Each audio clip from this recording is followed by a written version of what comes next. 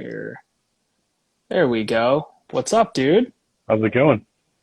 Good Let to me see adjust. you, buddy. Let me adjust this thing a little bit. Look at that. You're way more professional than I am, dude. You got the whole setup here. Yeah, that's the only way I can get decent audio out of this thing. I'm rocking the headphones, the iPhone headphones. Yeah, But you're also rocking like a 1992 iPhone, right? yeah. I'm surprised it even works. Yeah, you and me both. I forgot how old your iPhone was until you said, "Hey, can I do this on my computer?" And I was like, "Oh You're like, shit, I oh don't even." no.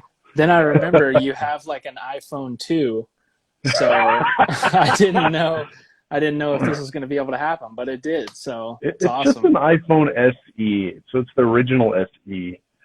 So it's only Didn't from that like come out? 2016, Didn't that come out like around when JFK was assassinated, though? something like that. Yeah. Dude, this has been a very highly requested episode. You are one of the more knowledgeable people that I know in shooting. You've been doing it forever, and we'll get into all that. But people are excited. When I posted questions, I was berated with questions about training and efficiency and you name it, it was asked. So this was probably Sweet. the most engaged questionnaire that I had with people, which is pretty awesome. All the way to what's your favorite Wu-Tang Clan song, which I get asked on every single one. But we're going to get into all that. But introduce yourself, man, for the people who don't know who are listening. Yeah, so I'm Charlie Perez. I live in Colorado, and I've been shooting USPSA since 2008, and I'm currently classified as a GM in both limited and open, and I predominantly shoot limited division. I call myself an open tourist because I don't really specialize in that, but eventually my eyes will get bad enough where I'll just have to convert to open, but yeah, I've been doing it a lot. I'm a match director, club president for a local club, so help do my part as volunteering and make sure that the matches happen. I'm doing my part of it instead of just being a consumer. And I travel pretty much all over the country to attend matches. I think I do between 10 to 12 major matches a year and over 50 club matches a year.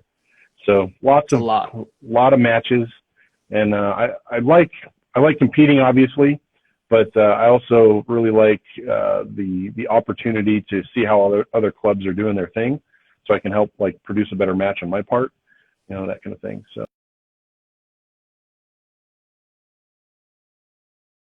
No, I mean we'll cover what you just said. So you've been no, so you've been competing since 2008, man. That's a good stretch. yeah, yeah, and I still find it enjoying. That's rare though, for somebody to be doing something for so long and enjoy it. But you've been doing it for at a very high level for quite a while. And for people who don't know what a GM is the top classification you can get in our sport. It pretty much just means that you are of the top percentage of shooters who are competing. Um, and Charlie is, I think, what encompasses a GM, not just from your skill, right, but from your activity at matches, your activity instructing, your just the way you carry yourself at matches. You're a true professional, which is something that is rare. You see guys who have all the talent in the world, but they fizzle out because they don't go into the other aspects of it that they may enjoy. Yeah, And then you also see guys who are really, really good at the sport, but then they get burnt out because they started instructing before they were ready. They started, trying to run matches. And dude, being an MD is, I, it's I'll chock tell full you of what, entertainment. dude, I am way too selfish to do that right now. I'll be honest with you. That is a thankless job of misery. Yeah, And somebody's got to do it though, right? yeah, I mean, that's true, and you're doing it. And I've taken classes from you. I will take more classes from you. And you are always on my top recommendation list when someone asks, like, who should I'm new. I get asked multiple times a week, like, hey, I'm new to this. What should I do? What gun should I get? What route should I take? And I always tell people, just spend your money on good instruction right away. And then they ask me, who should I take? you are one of like the top 2 or 3 people I always recommend. And usually I recommend you most likely first, depending Cool. on where Thanks. they're located. Yeah. And dude, your class was eye opening for me, and I wasn't new to the sport at the time. Yeah. I try to like, there's training for everybody, and it's just like, there's, there's different restaurants, right? So there's good restaurants and bad restaurants, and some people like this flavor and that flavor and that kind of stuff. And I I, I don't disparage anybody's training, because if they're out there kind of hanging their shingle, trying to make a living doing it and trying to teach other people to do stuff, great. And I think one of the cool things about the sport is that there are a ton of people that are willing to train other people and kind of try to convey, here's how I got there, here's how to improve your skills and that kind of thing.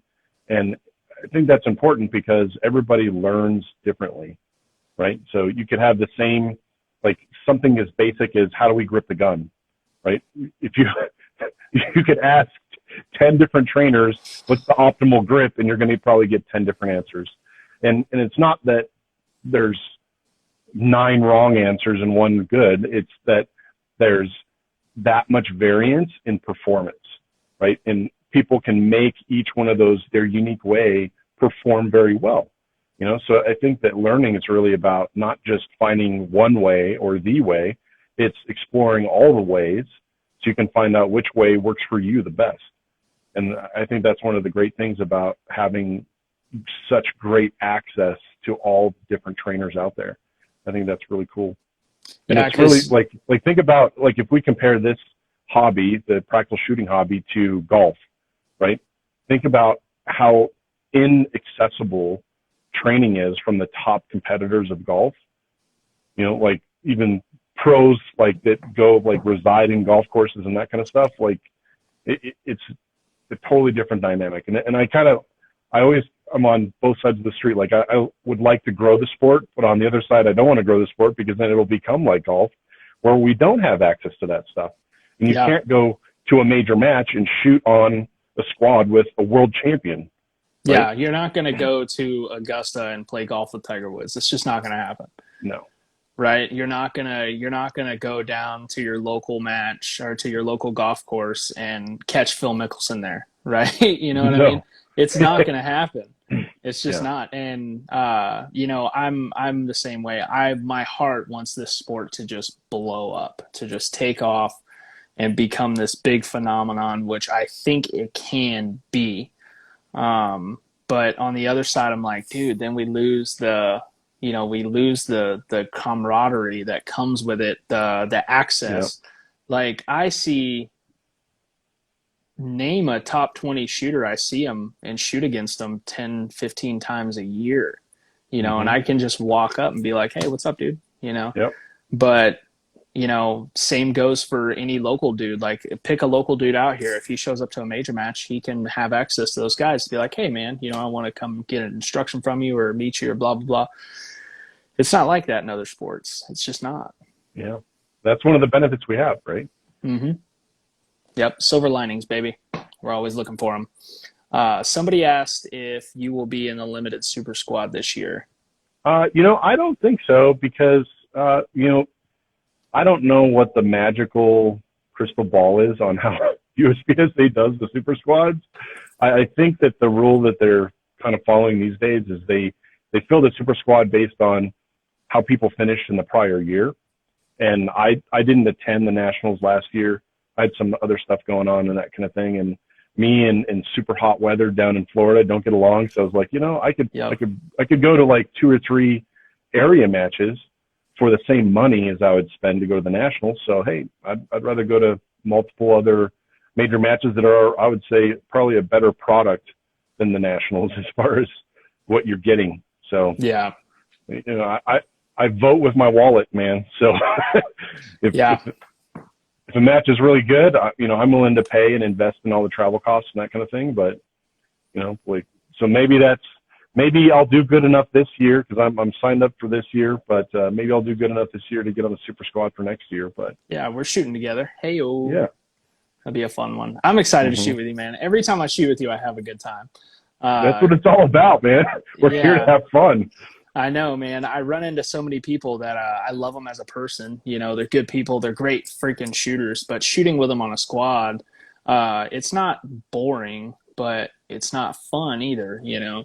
And then I Hmm. got homies like you, where like if me and you are on a squad together, we're having fun. You know, Yeah. we're also competing. We're bouncing ideas off each other. We're doing all that. But dude, it is a good time. You know, cut to the bowling ball stage at what was that, Area 2? Or Yeah. what match was that? I think it was the New Uh, Mexico match. yeah, there's a video. I'll find it and post it. But Charlie is a grunting machine. Like when you shoot with Charlie, it'll startle you the way he grunts because it sounds like a polar bear trying to attack somebody. It's just, and he just takes off into a position. Well, I was like, I'm gonna try that, but in my head, I was like, you know what? I'm gonna scream at the top of my lungs like a woman. So I'm shooting and I bust out of this position. I scream so high pitched and so loud, I sounded like a chick being murdered, and everyone looked, and all I saw when I got done unloading was Charlie just gut bust laughing, and everybody in the squad was like, "What the hell's going on?" I'll find it. I got it somewhere. But dude, that's what it's all about. I love enjoying myself, you know, and I love shooting with you because you do the same thing, and that's what it's about, man. It's about fun, you Yeah, know. I mean, we all, as adults, I mean, we all have enough seriousness in our lives, right? We got our families, we got our jobs, we got whatever else is going on in our lives. And I don't know about you guys, but I'm not like, I couldn't just quit my normal job and just be a full-time shooter. Not if I want to retire and all that other stuff, right? So Nope. to me, and some people take offense to it, I look at this as a hobby. And I think that maybe some people take offense to it because they say, oh, it's just a hobby. It's not that serious to you. I take it very seriously when I want to improve my skill and I want to perform and that kind of thing. But I also keep it tempered in realistic expectations, right? You know, like Yeah. I'm going to go to a bunch of matches. I'm going to try to do the best I can. But I realize at the end of the day, the person winning the match isn't driving out of there with a bass boat behind them, right? Yep. Or a suitcase full of money. That's just not Yeah. how it works. Yeah. I mean, it, I mean, at the end of the day, that is what it is. You know, there's very few, and I mean very few people who only shoot, and they don't only shoot.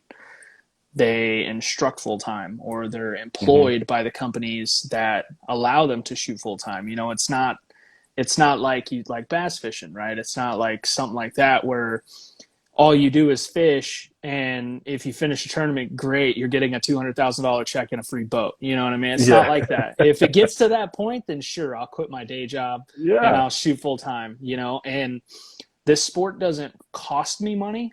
Like I'm at the point where it's not costing me money to do it, Hmm. and I am compensated for it.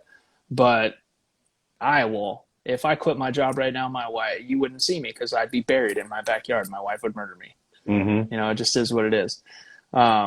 Maybe one day it'll get there. Maybe in my lifetime. Maybe in our lifetime. I don't know. We'll see. But you know, we'll see how it goes. But I definitely am a huge proponent for it. I think if it got more popular mainstream, it could be a possibility. Maybe. Maybe. But let's jump into a few other things, man. So your book, right, which you wrote and self-published, Path of Focused Effort, was the first book I ever like really read and took seriously. And you wrote Hmm. it for basically people who are going to take your class. It kind of gives them a head start, a jump forward into what to expect and what to work on leading into it. But even after I've taken the class, I still find myself going back and reading parts of it, like, oh yeah, look, that's that thing I've been fucking up, you know. Yeah. So it's pretty neat. Yeah. So this book, Yes, yeah, if you haven't got one yet, go to my website, bigpanaperformance.com, and order one up. it is a But good book, guys. It really is. so initially, when I started writing that book, it took me 2 years to write, complete start to finish. Okay, I'm going to write a book, and then when it was finished, it was 2 years for me to do that. And the trigger for it really wasn't like, I want to be famous and write a book and that kind of stuff. It was when I was training classes, I would have a discussion portion during the class, and I always felt like, man, I'm leaving stuff out. I'm leaving stuff out because I don't have time. I don't have Yeah. time to explain all the little nitty gritty things. And so I thought of, hey, I think it would be a better product, a training product, to be able to provide our customer some homework and say, hey, read this book before we do training together. And then when we get together, you may not fully understand all the stuff that is explained in the book, but you're going to know the context of it. You know, it's not like I'm speaking Chinese and you're speaking German, right? I was running into a little bit of that when I was first doing training, where I really like explaining the why.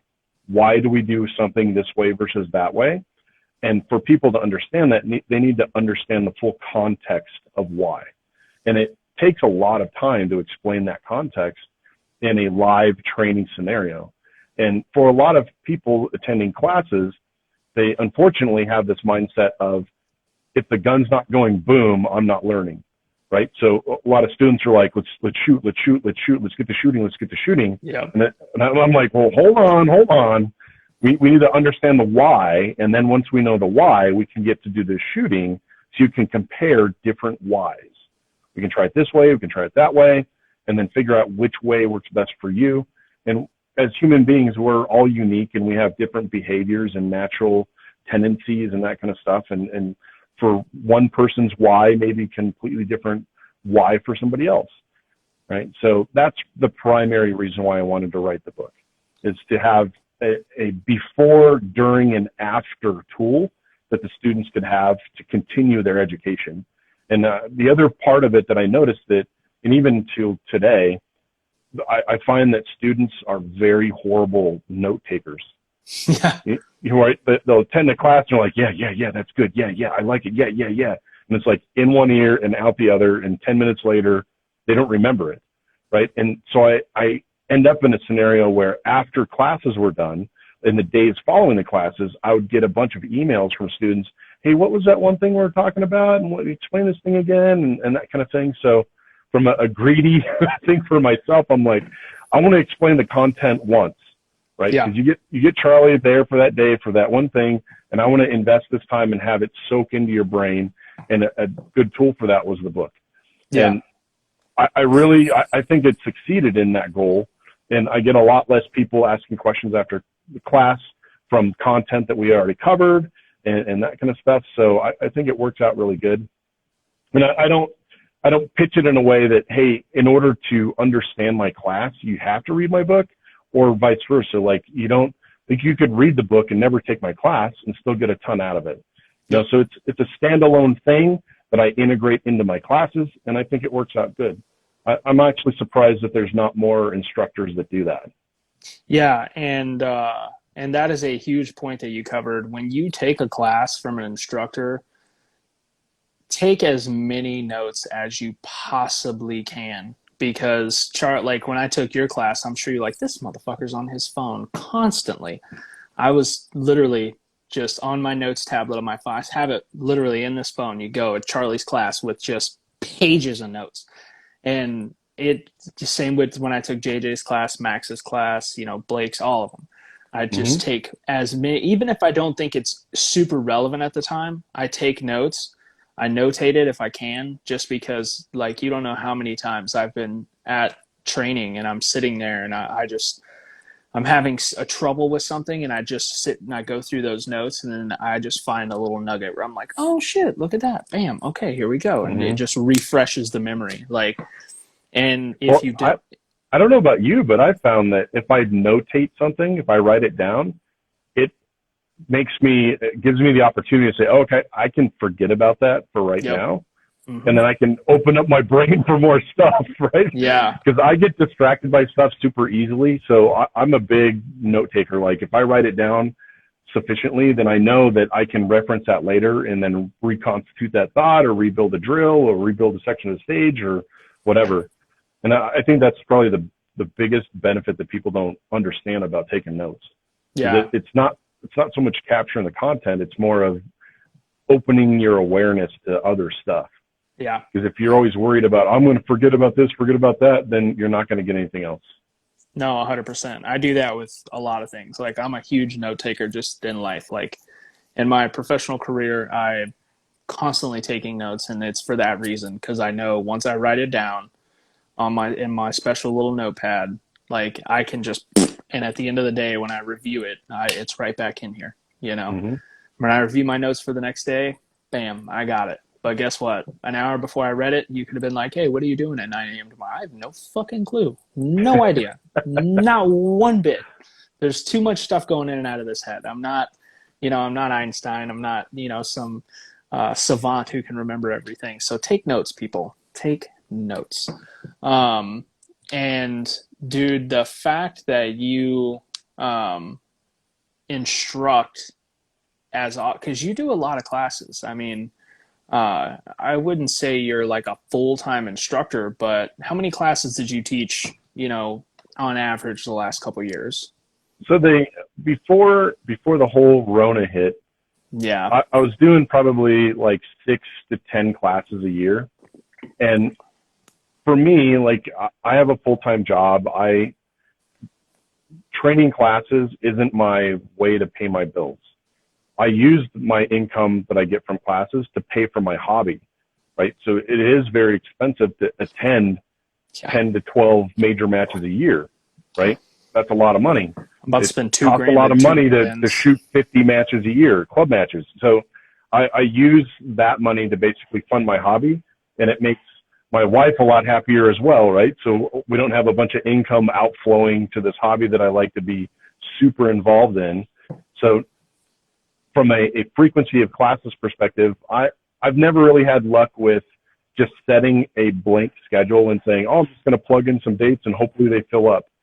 What I do is I will set, I'll wait until people, hey, what about doing a class? What about doing a class? And I'll be like, hey, if you can fill up a class locally, we'll figure it out. Yep. Right. So that is like 99% of the classes that I do out of state, out of Colorado. That's how they happen. It's people like one person will be like, hey, can you fly out and do training with me one-on-one? And I'm like, well, you better have a thick wallet because that's going to be very expensive because it costs a lot of money to travel. It costs my time, costs money, right? If I have to burn up vacation on the front end and back end of that weekend, that costs me, right? So one way to defer the cost or defray that cost is to get multiple people in a class. So my requirements for a class is between 8 is the minimum, and 12 is the maximum.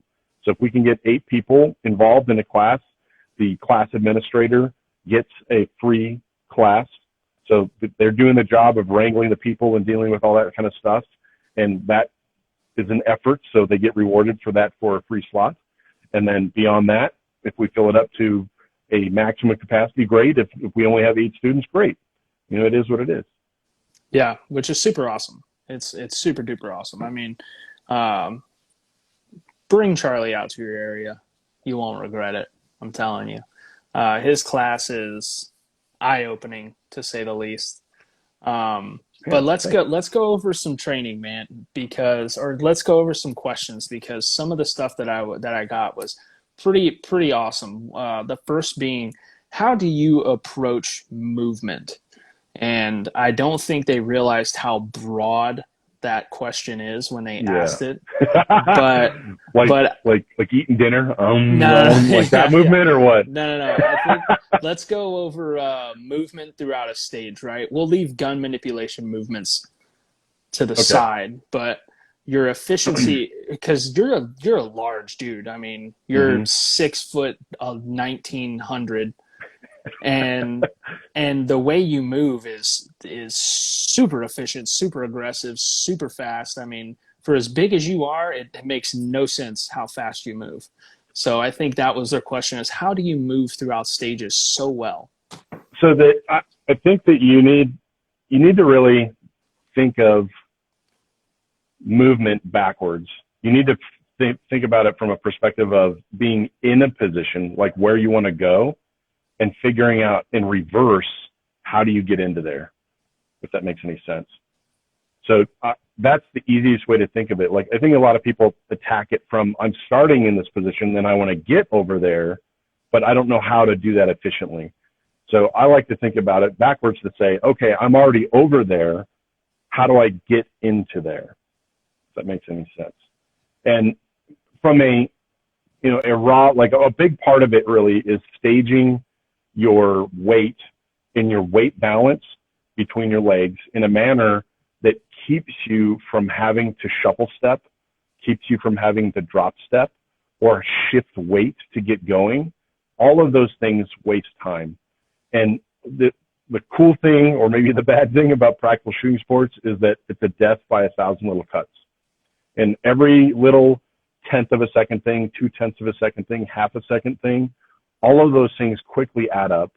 And then that way, and that's like, a lot of people are like, man, how did I lose that stage by 5 seconds? What am I doing a 5-second wrong thing? Like, that doesn't exist. But you're absolutely doing 10 half-second things. Yep. And that's 5 seconds, right? So from a movement perspective, you got to think about, another analogy I like to use is, you got to think about it like you're playing pool. Like, so if your cue needs to be ready not only for the shot you're making, but the next shot you need to make. And the cue, you got to think, is really your legs and your stance. So you need to stage your stance in a manner that not only allows you to enter the position smoothly, aggressively, and steadily, so you can shoot while you're entering, and also to be able to exit the position without doing all this weird footwork stuff, shuffling around, drop steps, changing weight bias and that kind of thing. So from a movement perspective, some general rule of thumb that I like to tell people is that if you look at your stage footage from any match, count the number of steps that you make in a single shooting position. Every step that you make that is extra is at least a half a second. So I'm pretty sure there's a lot of people this weekend that shot some matches and they videoed those runs. Look at those runs and only look at your footwork in each shooting position and count the extra steps. And the extra steps, half second, half second, half second, half second, half second. That's where you got to start thinking about, okay, how can I do that position without taking extra steps, right? And the predominant reason why people take extra steps in shooting positions is they like to stand in shooting positions in a comfortable stance, meaning you could stand there all day and not become leg fatigued. You'd probably become foot fatigued, but you're not going to become leg fatigued because you're standing basically using your bones and tendons to hold you in place. Well, that is a very ineffective shooting stance. It's a very ineffective, I got to haul ass and get out of this position stance, right? So usually for the foot shufflers and the taking a bunch of steps in positions, the solution really is get a little lower and a little wider, right? And I like to use the litmus test for myself. If I get into a shooting position and I'll stop and I'll ask myself honestly, could I stand here for several minutes and not become leg fatigued? If the answer is yes, then I'm standing too tall. I'm standing in a comfortable position that does not enable exiting the position efficiently. So that's a very good test that you can give yourself and say, hey, I'm in this position. It's 100% leg muscles. I could not hold myself here for a very long time. Yay, I won. I achieved a proper stance that allows me to both enter and exit the position efficiently. Yep. I think that is a huge golden nugget that I think people are going to first not get and then think about it and come back to this and go, holy shit. Because that's it leads right into, like, every time I shoot against JJ, right? I'll use this as an example. Every single time I shoot against JJ, he is always, I don't want to say always because I have beat him on stages, but it's like 80% of the time, right? 80% of the time, he is always about a second faster than me. In most cases, when there's a second to a second and a half, when there's a shit ton of movement on the stage. And Mm-hmm. I used to be real bad about, like, where is that one thing that's causing me to lose by a second to a second and a half? Like, what is it? And it took, like, taking your class and then reviewing those notes later, like I was talking about earlier, Because when I took your class originally, I was shooting, I believe, limited. This was like a Yep. year and a half ago. I think it was sometime last season. I was reviewing notes, and I came across that like, hey, this is a game of death by a thousand cuts. Look for the small things. So then I was like, son of a bitch. Next time I shot against him, I freaking recorded everything he did. I even recorded his freaking make readies because I was like, I'm finding there's something here, right? When I went through it, I'll tell you the first sign, first stage I pull up, it was a popper at distance to a medium paper, close paper, and then about maybe 3, 4 yards into a port that had 3 open paper at about 12 yards, and then a nice little 10-yard movement where you can either run forward, attack, and then start shooting, or you could start shooting and on the move up and attack to a port on the right. Right away, right? We both got on the popper at the same amount of time, right? His transition was just a hair better. He gets onto that. He starts shooting. When he starts shooting the medium target, he's already shifting his weight and bleeding out of the position. I'm not. There's another quarter of a second right there. Mm-hmm. And then by the time he's shooting that third one, he's already stepping out of the position, ready to transition. That right there was almost a full second. And I was like, son of a bitch. He's already 3 steps over here, and I'm right here still shooting, right? Mm-hmm. And I thought I was bleeding off a little bit, but really I'm just shifting my weight, right? So little stuff like that. It's the little things that you're talking about like that. It adds up so quick, and people don't realize it. Next time you get beat by somebody by 5 seconds on a stage, just record them and then go back and watch. Lay them on top of each other. I love doing that. Yeah. The other thing about movement that I think a lot of people don't pay attention to is blending the shooting and the movement in a manner that makes all of the visual obstacles disappear.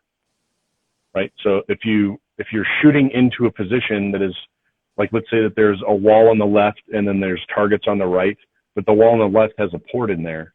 Like we had a stage like that today that I shot at where there's almost everybody would shoot these targets on the right from some random position, and then they'd have to move an additional step either forward or back to get to the port, right? And in that scenario, that port was absolutely a visual physical blocker that caused them to use more time, right? So when I look at stages from that perspective, I'm looking at it from an efficiency as I want to set up my movement in a manner that makes all of these visual blockers go away. That way my gun is running the whole time, and the more your gun's running, the sooner the stage is going to get done, right? So that's a big part of, and some people will call that like blending positions together. And I think that for like your average, A class, master class shooter, they're pretty good about that stuff from a horizontal perspective, but they're pretty poor at it from a vertical perspective. Like I think that seems to be a pretty unknown or a common mistake that a lot of even like GMs will make, where they'll blend a horizontal position very well, but then they'll have to drop down to get to one target. Instead of blending the horizontal movement as well, that way you're not, once again, you're making all of these physical restrictions disappear because you're using efficient movement, and you can keep the gun running the whole time. The last nationals, you weren't there, but the shoot house stage, you started right in front of a port, right? But it was a low port, and you had 2 targets here that you had to attack, right? Mm-hmm. Well, the smart thing to do was to draw and lower yourself to the level of the port that you're going to have to get to, shoot those 2 targets, and then transition right into the port and leave, right? Mm-hmm. And I saw a lot of really, really talented shooters not picking that up, mm-hmm. right? They blasted those 2, dropped down, blasted these, and then were out of there. And then they were like, "Oh, I was only 80% on that stage. Where was the time loss? Where was the second? The second was right there. You had to shoot these, stop shooting in order to drop, reacquire, and start shooting. Whereas if you drew and dropped, right, it's no different, right? It may cost you 1/10 of a second, but you're shooting and then you just saved 3/4 of a second on that transition to the port, not having to change levels. So, you know what, I think that maybe I'm completely wrong, but this is my opinion. I think that the reason why that is not the vertical thing, the vertical blending is not used as often, is because a lot of times those shooters, even if they're horizontally blending stuff, they're using a stance that's comfortable. And then that lower position is not comfortable. So you want to minimize that time they're in an uncomfortable position, right? Yep. Versus I'm going to embrace the suck the whole time. So there's no comfortable position. It's just all uncomfortable. So it doesn't matter if I'm high or low. If that makes any sense. Yep. Right. Even if I'm high, I'm still at a proper crouch stance, but I couldn't hold myself there the whole time. Right. Yeah. So, I mean, that's one way you kind of break the habit of, hey, can I stand here all day? No. I got to be low and wide enough to earn it. You know, you got to be able to embrace the suck. Yep. That's a big thing. Okay. And I think that comes down to people's practice, you know. Mm-hmm. If you spend 99.9% of your shooting in a comfortable position, and then you go to a match and you get not forced, but the option to save time but be uncomfortable is presented, they don't even think about it. Mm-hmm. They just look at it and they go, nah, that's dumb, and they keep going. Right? How often do you spend in practice in very uncomfortable positions? I know you spend a lot of time. You've told me horror stories where I'm like, fuck that. Yep. You know, well, it's a game. So if we think about it, a big part of the practical shooting sports is forcing you into uncomfortable, unbalanced, you know, not fun places or positions, right? So the more that you are comfortable with that or used to that, the better off you're going to be, because in the end, all of those uncomfortable and weird positions, they're really a big mental distraction. Right. And then you start abandoning paying attention to the important stuff on the easier stuff in a stage. Like, how many times have you seen a shooter have mics on super easy targets because they're super worried about this other section of the stage? A lot. Right. Yeah. A lot. So what's your next question? My next question would be, how do you define efficiency? And what is your approach to efficiency on a stage? Like, when you look at a stage, how do you break down the importance of what efficiency you're looking for? So how do I define efficiency? So it's as simple as this. I want the gun to run as soon as possible. Notice I'm not saying fast. I want the gun to run as soon as possible, and that starts with getting it out of the holster, right? So I need to get it out of the holster and on the first target as soon as possible. I need to get that target shot as soon as possible. Then I need to transition off of that target and get onto the next target as soon as possible. So really, efficiency was my stage predominantly shooting, where my gun was running, or was it predominantly not shooting, right? That is a very good litmus test of how efficient are you. Right? Your gun should be running the majority of the time. Obviously, there's stages where there's nothing to do but to run between positions.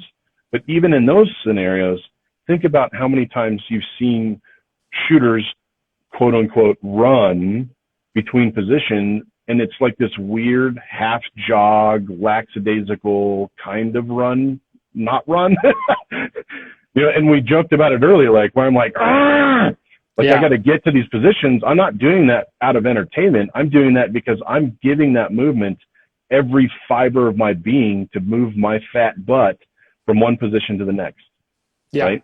And if you're not, like, I always like in my classes, I say your movement should be this: acceleration and then braking. Was there any time for coasting in this? Nope. Absolutely not. But if you watch most competitors' movement that like actually have to run, it's like this. Burp, coast, bump. So if there's any coasting in your movement, you're just wasting time. Yep. They get, I see it all the time. They get they get going a little bit, and then they're like, oh, I'm running careful. I'm watching this. I'm watching that. All right, now. And I think it comes down to they're so worried about coming into the position smooth that they're not worried about getting to the position. Well, so the answer to that is gait, right? We want to leave the position with wide strides, with a wide gait. And usually, like if we think about movements within USPSA, and maybe 3-gun's different. I don't shoot 3-gun and all these other things. But in USPSA, the average quote unquote big movement is an 8-foot wall width, right? An average really big movement is 2 walls of width, so 16 feet. Yep. So in an 8-foot wall width, with my stride, I have 1.5 power strides before I have to start braking. Okay. Now, if my braking strides are the same gait, so let's say this is the gait and this is my power stride gait. If I use that same gait for my braking, I'm not going to be able to stop where I need to stop. I'm not going to be able to hit my position. My braking gait needs to be this, right? If you look at any of the pro sports, you can look at, like, football is actually really good. If you watch the running backs, they run out and they have to turn around, like stop and turn around to receive a ball, right? You look at their feet. The chop step. Pop, pop, pop. Yeah, exactly. Pop, pop, pop. Super, super choppy steps, very small gait, and that gets that smoothness, very fast, rapid, efficient stopping. Yep. So the people that are like, I'm going to fall out of the position because I can't run fast. Well, it's because you're using the same gait when you're trying to brake. Right? Yeah. Yeah. Max Michel is an over-exaggerated version of that. But if you wanted to see a version of that that's like super obvious, like he's a good one to look at. Mm-hmm. Where like he accelerates fast and then just he like does a really exaggerated stutter step to get into those positions. It works for him, obviously. But that's like I don't exaggerate my steps, like, but I've been doing that. Like I played football since Moby Dick was a minnow. So like my footwork that's like just kind of a second nature thing when I'm stopping, just to stop into position. But there's a lot of drills to work on that. Just look up footwork drills. Look up running back footwork drills, regular footwork drills. Corners in football have some of the sickest footwork drills you've ever seen. Like if you really wanted to learn how to get your feet choppy and accelerate and slow down, look up some footwork drills that corners in the NFL and in college use. They're fan-freaking-tastic to learn that stuff. Yeah. But next question would be, when you're breaking down a stage, what are you looking for as far as importance on the stage? Like, do you have a certain, I guess, what's your mythology in your head when you're looking at a stage? What's your process of like starting to break that down? I don't want to give away and obviously if this is stuff that you're paid for, tell me to just like, I know you teach this in your class, but I don't hold back. So breaking down stages, really it starts with reading the written stage briefing, right? You need to, and that is setting your limitations and the requirements of the stage. How many targets are there? How many hits per target? All that kind of stuff. Where am I starting? You need to know that stuff at the start of it, right? Because that's going to set the tone of your strategy. And what I do is I will walk a stage. When I first come up on a stage I've never seen before, I'll purposely keep my hands down, because pointing my hands at targets is a programming effort for me. And I don't want to put myself in a scenario where I'm starting to program a stage when I don't even know where all the targets are, right? I'm not going to do that to myself, because I know that reprogramming something is harder than programming it the first time, right? So I'll purposely keep my hands down and I'll just mosey around the stage in a discovery pattern, meaning there's really no efficiency of go here first, go there second. I really don't care. I just want to find all the targets. And finding all the targets is going to tell you, okay, what is the minimum number of shooting positions for this stage, right? And for most field course stages, like larger field course stages, it's usually between 3 to 5 shooting positions. That's a pretty common number for that, for a large field course. So if you find those 3 to 5 shooting positions, you have to go to shoot all the targets. Then you can start thinking about movement strategy on what is the most efficient and safe path through those positions. Where do I go first and second and third and fourth and that kind of thing? And that's where you need to look at it from a perspective of, it takes us more time in movement. Like some people like to think about it as, I'm going to count the steps. I'm going to count it's so many steps this way and it's so many steps this other way. And whichever way is the least steps is going to be the most efficient plan. Most of the time that works out, but sometimes if they have retreating movement, especially diagonal retreating movement, the value of those steps is actually 2 or 3x of an advancing step. So if you had two plans which had, let's say you could shoot a stage starting in the front and then retreating diagonally back, or starting in the back and advancing diagonally forward, you have to valueize those retreating steps as a 2x, right? So if it's 20 steps going forward, it's going to be 40 steps going back if you want to start doing this step valuation craziness. Like for me, it's too much brain damage to do it. Yeah. So what I'll do is I'll come up with a logical, like this makes sense to go over here first, then there second, then there third, and finish off the stage, right? If there's a decision of, well, do I go this way or that way first, I'll actually time it. So every match that I go to, I have a stopwatch, and I'll dry fire each way and figure out what's the time difference between them. And obviously, if one has a faster time, that's probably a better strategy, a faster strategy. But for that to work, you need to dry fire each way in the same manner, meaning at a realistic pace. Like we've all seen our buddies dry fire a stage, and their physical movement through a stage is like twice as fast as how they would shoot it. That doesn't make sense, right? If you're practicing that repetition at 200% of reality, what do you think is going to happen when the buzzer goes off? You're going to get like 3 seconds into the stage and you're going to be like, I'm behind schedule. I should be over here by now. And then you're going to start abandoning seeing your sights or doing like fundamental stuff because you're behind schedule, right? That's what you think you are. So it's very important that you dry fire the stage in a realistic manner.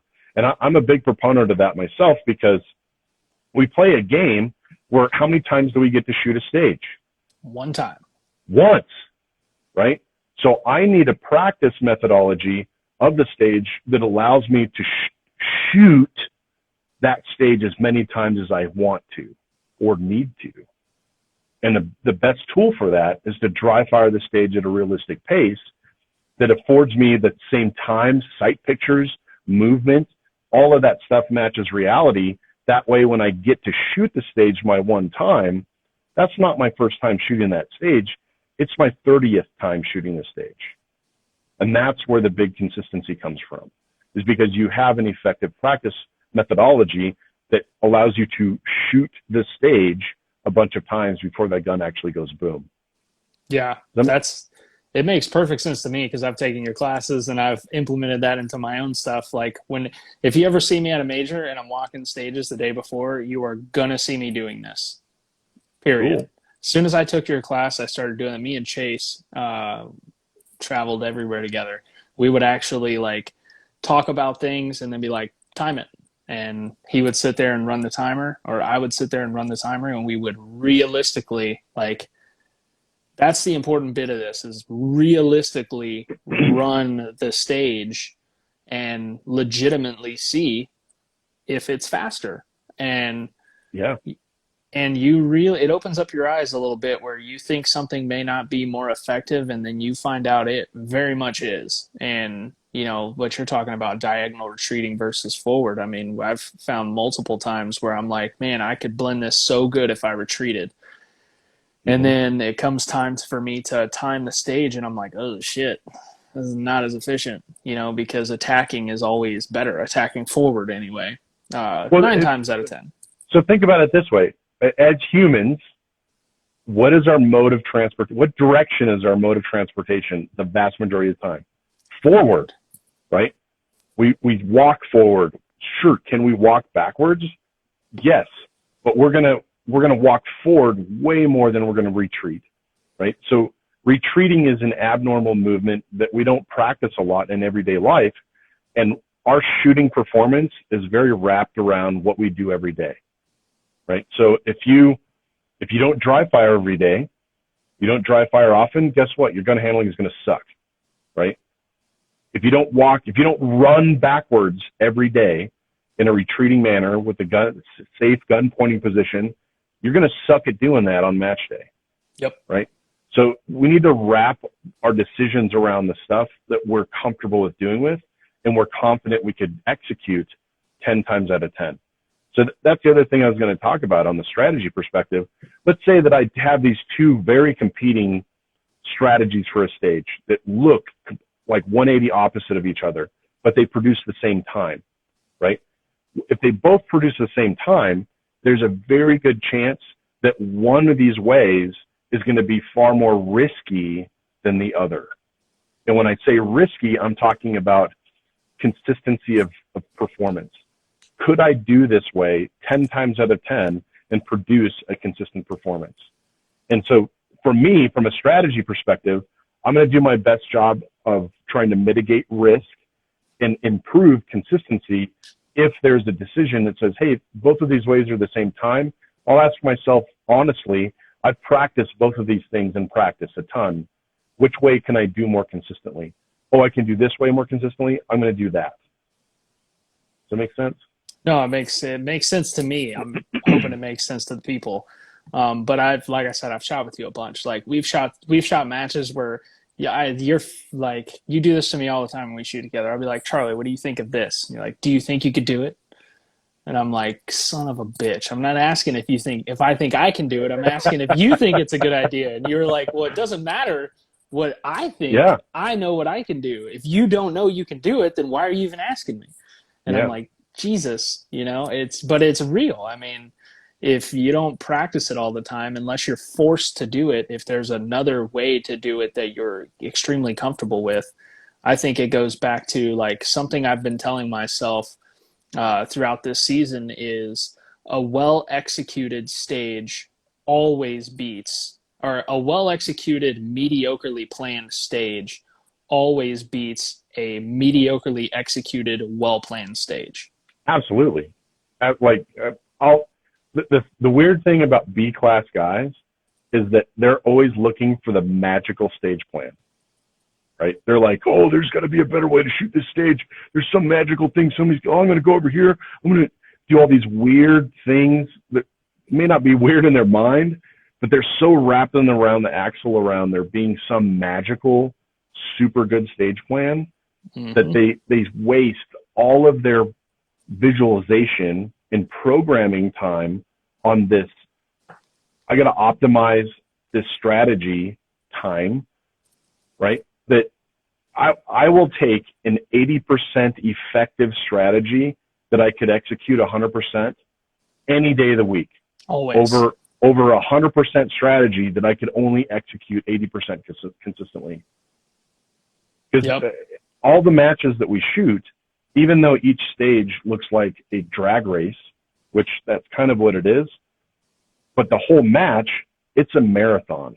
And it's a marathon of consistency. The guys winning the titles are the guys that can consistently perform stage after stage after stage after stage, right? I would contend to say that there's way more national titles that have been won by people that didn't win any individual stage within the match. There's a lot. I went back and looked. So think about that. Like, a lot of people don't realize that. Like, they think, oh, to be the national champ, you got to be winning all the stages. No. 82%. This is the average that I figured. I sat down and I researched this like mad when I don't remember what I was doing. I think I was like on a business trip and I had like a lot of time extra to sit in the hotel doing nothing. Couldn't bring my guns with me, so I decided to do homework. I started looking it up. 82%. If you shot 82% on every stage at any nationals in the last 20 years, you would have won the match. Period. 82%. That's the barred average, right? Some are a little bit higher some years, some are a little bit lower in other years, but the average is 82%. And you look at that and think how, like, yeah, shooting 82% on every stage is a feat. It really is, right? Like, that's a huge consistency goal, but it's doable. Yep. It's super doable. And it's always, if you look at the people who win, right, with the exception of I think 1 year Max zeroed a stage and still won. And then a couple years, a couple guys who won had like some 50 and 60 percenters, but they won like a bunch of stages to make up for it. But if you look, like the guys who win are the ones who aren't doing this, right? They're not going Hmm. up, down, up, down. They're floating somewhere right here. They may not be, but they're just right in here, 90, 87, 92, 81, 90. They're not going 100, 50, 60, 50, 100, 100, 100, 60. It's Hmm. consistency is huge. Like look at Christian Seiler's a great example. Like the dude is just so consistent. That's why he wins. He's consistent, right? Hmm. He's also a beast, right? I can't take away from the Yeah. fact that he's one of the best. He's one of the best marksmen, period, right? Absolutely. But Well, so the like Christian proves. I kind of think of it like more of like how Eric Raffel has won so many matches. Is Eric isn't winning matches off of time. He's winning matches off of murdering everybody on points, right? And that is the same type of strategy that Christian has adopted, and it has served him awesomely in his ability to rack up these titles, look at right? his accuracy; it's insane. Yeah, I mean, you look at his times compared, like I don't remember the last Open Nationals. Him and JJ were very similar in time, but the points, he's obliterating people with points. Mm-hmm. Yeah, that's a huge deal. So what's your next question? The next question, hold on.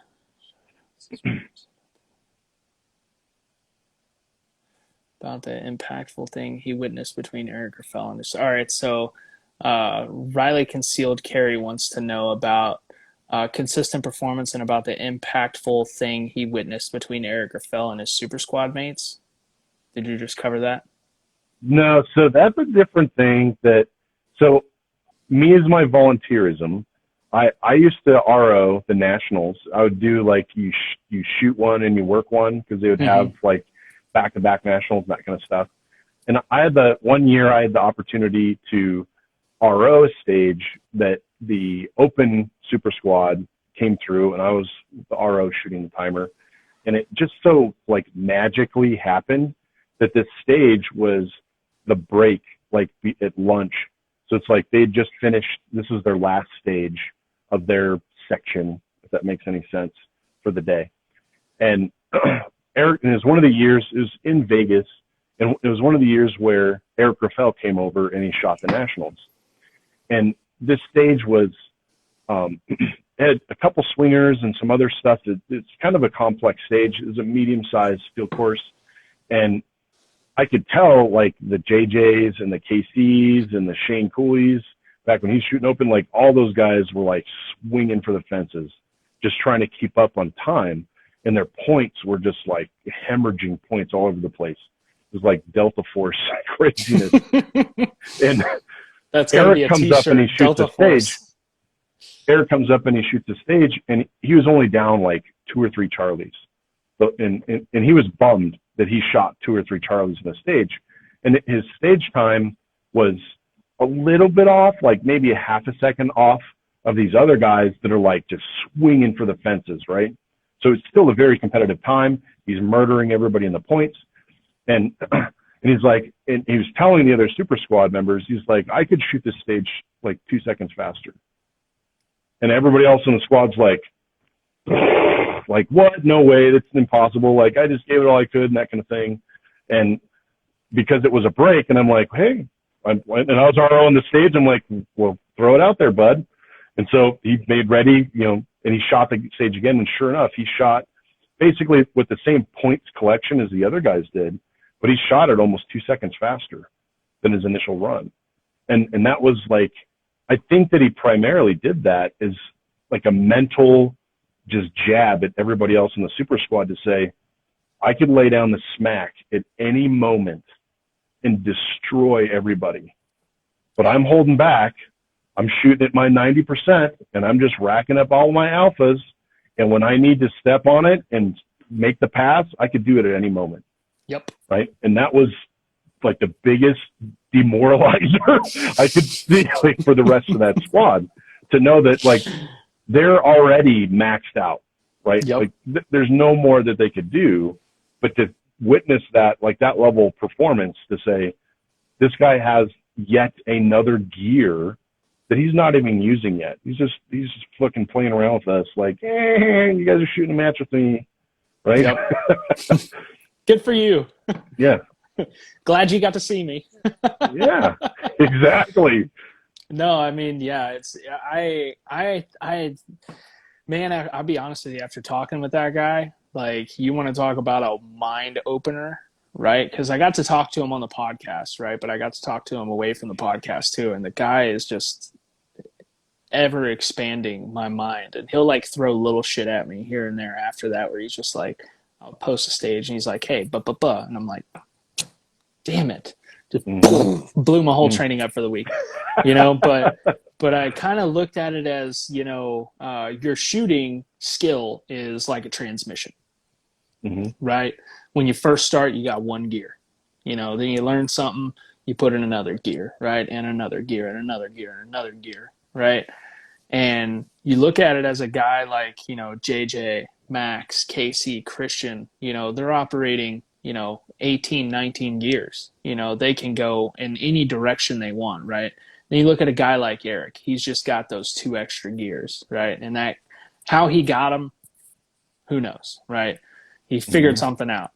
But I'm starting to look at my training like, hey, let's try to add another gear this month. Let's try to figure out another tool in the tool belt that when I need to pull it out, right, it's there. It may not be something that I would normally do, but if it's something I come across on a stage, I'm super confident in it, right? I can take that shot, right? I've been working swingers at distance lately. By swingers at distance, I mean hard swingers at distance. Eric talked me into basically covering a target with a no shoot and cutting out a 2x4 inch square in a swinger. Started at 5 yards and work it out, right? Now when I shoot an open swinger, I'm like, holy shit, I got so much of the alpha zone, right? And they look slower now, right? It may be a faster swinger, but it could be a fast swinger. But now when I see a swinger, it's like, hello, I'm still here, goodbye, right? Little stuff like that he's just worked on. Stuff like you, like I shoot against you, right? I shoot with you all, like, as much as I possibly can. Like, if I know you're there, I want to shoot with you. And it's stuff that you do where I'm like, God, he did that to perfection. And it's because you've done it so many times, right? The way you attack medium to long shots that are hard cover blows my fucking mind. Like, the way you attack a distance hard cover or a no shoot target gives me anxiety. Well, that at the top end of the game, like, the easiest way to like kind of sum it up is that there's a lot of B class guys that are 5 yard GMs, meaning that if all the targets in the stage were at 5 yards, it'd be very hard for a GM to differentiate his performance from that B class shooter. Oh yeah. And as skill improves, you keep pushing that target out further and further and further. And the thing you'll notice that the top shooters, they're able to shoot those more difficult shots at distance, partialed up, no shoots, hard cover, that kind of stuff. They're able to shoot those at a more aggressive pace and still yield decent hits. And that's where they're able to pull away and make time on other people. That was one of my death by 1,000 cuts this season that I'm noticing, is when I shot against guys so far this season, top level national and world champion guys, that's where they're gaining the distance on me. Like 15 yards and in, I'm step for step, shot for shot, movement for movement, period, right? Sometimes I'm ahead, right? Depending on who it is. But once the targets get 17 to 30 yards and they're hard cover and no shoot targets, that shit adds up very, very fast. Well, you got a dot. Fast. You got a dot now, man. Make it happen. Does not matter. That doesn't mean shit. Like, when you shoot against Casey Eusebio and he's shooting a 25-yard head box only at the same split that he's shooting a 10-yard open paper and he's getting his fucking hits, like, how am I supposed to take that position and minimize the damage? When he got in and out of that position at 1.1 and I'm stuck there for 2.4, right? Like, I saw it this year, Dragon's Cup. I watched it. I watched him shoot a stage, after I'd already shot it, and I was like, son of a bitch, he just destroyed me on this stage. And I Mm-hmm. thought back to like, could I have done that? Nope, not even close. And I didn't even think about doing it at the time. Like when I looked at that head box target, I thought, the important part of this is hits, right? Mm-hmm. Get my hits. It's a 25-yard head box. It's a risk reward, a whole lot of risk, no reward. Take the shots, make them count. Don't worry about how much time you're there. He looked at it and went, watch this, hold my beer, and just Well, destroyed him. I mean, he looked at it like, this is where I can pull away. Exactly. I Right? know he looked at it and he probably looked back at me and everyone else and was like, you guys are fucked. Like that's probably what went through his head. You know, it's awesome. I enjoy seeing stuff like that because eventually, right, I'm working towards being able to look back and go, you Yeah. guys are fucked. A big part of learning is knowing what you need to fix, right? So Yeah. if you didn't observe that, you would still think that let me just survive and get my hits was good enough. Yep. Right? Which it's not. It's not. The crazy part is like this sport is like something like it's like golf where it's ever evolving, ever changing. There's no perfect swing. There's no perfect round. There's no perfect game, right? Anything and everything can be better. And in the end of the day, something in your game will be exposed and you'll notice it and you'll kick yourself in the ass for not fixing it a year ago. Yep. And I enjoy the shit out of that aspect of it. The next question we got is how do you approach your training? And that again, I got a lot of broad questions, so I'm trying to scope them down. How People do I just approach ask, my training? yeah, So it, people just ask it, stuff like, I want to know how Charlie trains. Well, yeah, there's so 900 things about that. this is actually like one of my worst questions I like to field because this is yet again, it's like the people that think there's a magical stage plan. There's Those are the not. same people that think that there's a magical training program, Mm-hmm. which that doesn't exist. There's what you suck at and what you know you suck at, and then building a training program around that, right? So that's what I do is I have what I lovingly call my suck list, all the things that I suck at, and then I start working at that suck list. And realistically, that suck list never has things that come off of it. They just get lower on the list. So as I improve something in the suck list, it moves down in the pecking order because there's always something else that I could do better on that list. But that skill may bubble up to the top again because I've already worked the other skills above it to the point where they're not cutting me as much, right? So I think that for anybody, if you pick a training program that is based on the things that you currently know that you don't perform well or you want to perform better at, that is the first win, right? Picking random drills and books and videos of other people doing stuff, and here's the magical thing you're going to do today. Well, that's not very effective because it may or may not, and usually may not, directly correlate to something you're having a problem with. And the other challenge with that is that there's very few people that can flip through a dry fire book and say, okay, I'm having a problem with this specific issue. Let me pick the proper dry fire drill to fix that. Does that make sense? Yeah, it makes a lot of sense. So I'm a big proponent of you need to know what you suck at. You need to maintain a list, a written down list of things you need to fix. It can't just be random things bubbling around in your mind. You need to write it down so you can prioritize it. So you prioritize what do you have to fix. Then you start working on those things to fix. Now, when they get into the point where, okay, I'm going to fix this thing, they think, oh, well, I have this list that I've been accumulating. I have 50 things on this list. And then this practice session, I'm going to practice 50 different things. That's not going to work. You can't fix a bunch of different stuff in one training session. You can fix one, maybe two things in a training session, but not a bunch of things. So it's best to attack it from a perspective of having a higher frequency of training sessions that are in lower duration, but are highly focused on one, maybe two skills. That's it. Yep. So if like a good example is, well, I need to fix 10 things and these 10 things are super important. Well, do 10 different training sessions in a day and focus each one of those training sessions on one of those things. That'll be way more effective in the training that you need to do and fixing the things you need to fix. So that's how I attack it. And the reality of it is the Charlie Perez that I am today needs to train on things that is vastly different than the Charlie Perez a year ago, and the Charlie Perez 2 years ago, and 3 years ago, and 5 years ago, right? So many people get wrapped around their axle around, well, how many rounds you shoot in a year? And well, how many times do you go out and train? And how are you doing this? How are you doing that? Like for me, the lowest hanging fruit for me is movement and blending positions, right? I can make the most amount of time, suck the most amount of time out of my stage plans, stage performances, by improving my movement and my mobility in blending positions. That is currently where Charlie's practice is focused. Now, that type of training, I don't even need a gun. I can do that stuff with just my hands. So I do a lot of movement within my house of that type of movement of blending stuff together and exiting and entering positions effectively, that kind of stuff. That is what I'm currently focused on. Yep. Right.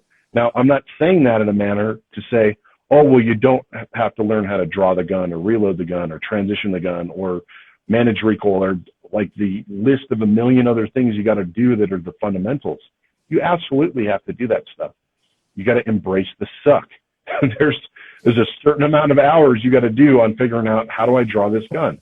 Yep. How do I reload this gun? How do I transition this gun?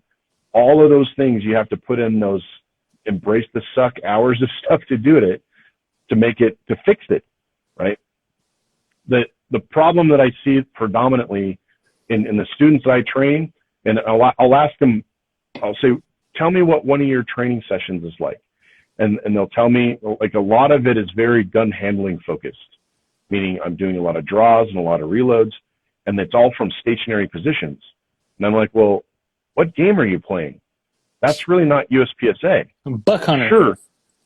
Sure. We have classifiers and we have standards types of stages, but those are the far exception. Like the vast majority of the time when we're doing any kind of gun handling stuff, draws and reloads and that kind of stuff, we're moving, right? So if you're doing a bunch of reloading training, 90% of that should be while you're hauling ass, exiting a position. Yep. That's what we're tasked with doing the vast majority of the time when we have to do a reload. Now, the challenge with that for a lot of people is that to figure out the mechanics of just moving our appendages effectively and efficiently, you have to minimize all the variables, and that usually starts with doing that stuff stationary, right? So for my students, I give them a very since we have to have gun handling stuff that works when we move, I always tell them to really prove the effectiveness, the time it takes you to do a draw or a reload, that time should be the same whether you're doing it stationary or you're taking a step in any direction. So if you have a 1 second draw stationary, that should be a 1 second draw taking a step. And when I say a step, it's 2 feet moving. Okay. Not just boom, moving 1 foot. It's moving both feet. So if you can do a 1 second draw by taking a step in any direction, forward, backwards, diagonally right, diagonally left, directly left, like any direction, you should be able to do that in the same time. Now, what commonly happens is that when they say, oh, I can do 1 second draw stationary, then they start to take a step and now it's a 1-5 or a 1-2. Well, that is your draw, dude. You have a 1-5 draw because 90% of the time you're tasked with drawing the gun when you're hauling ass, exiting a position. Yeah. Right.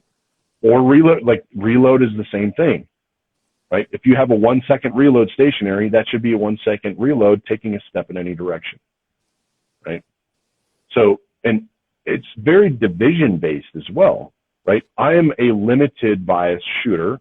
I dabble in open. So the majority of my reload practice is a reload to a broken grip and I'm continuing to haul ass. Yep. Because that is predominantly the type of reload I need to do. I'm better at that reload than a stationary reload. To rebuilding the grip, right? Mm-hmm. Now, if I'm shooting single stack or production, I have to hammer a lot of rebuilt grip reloads because that is what they're normally doing, right? So you Cut to need me to shredding have. limited 10. It was a shit show. I don't even know why you shot limited 10, dude. I think I'll tell that's you just. why. We'll get to it after this. Continue what you were saying. But I think that it's important that people take some ownership in their training, and that's really what it is. Like the people want to be spoon fed.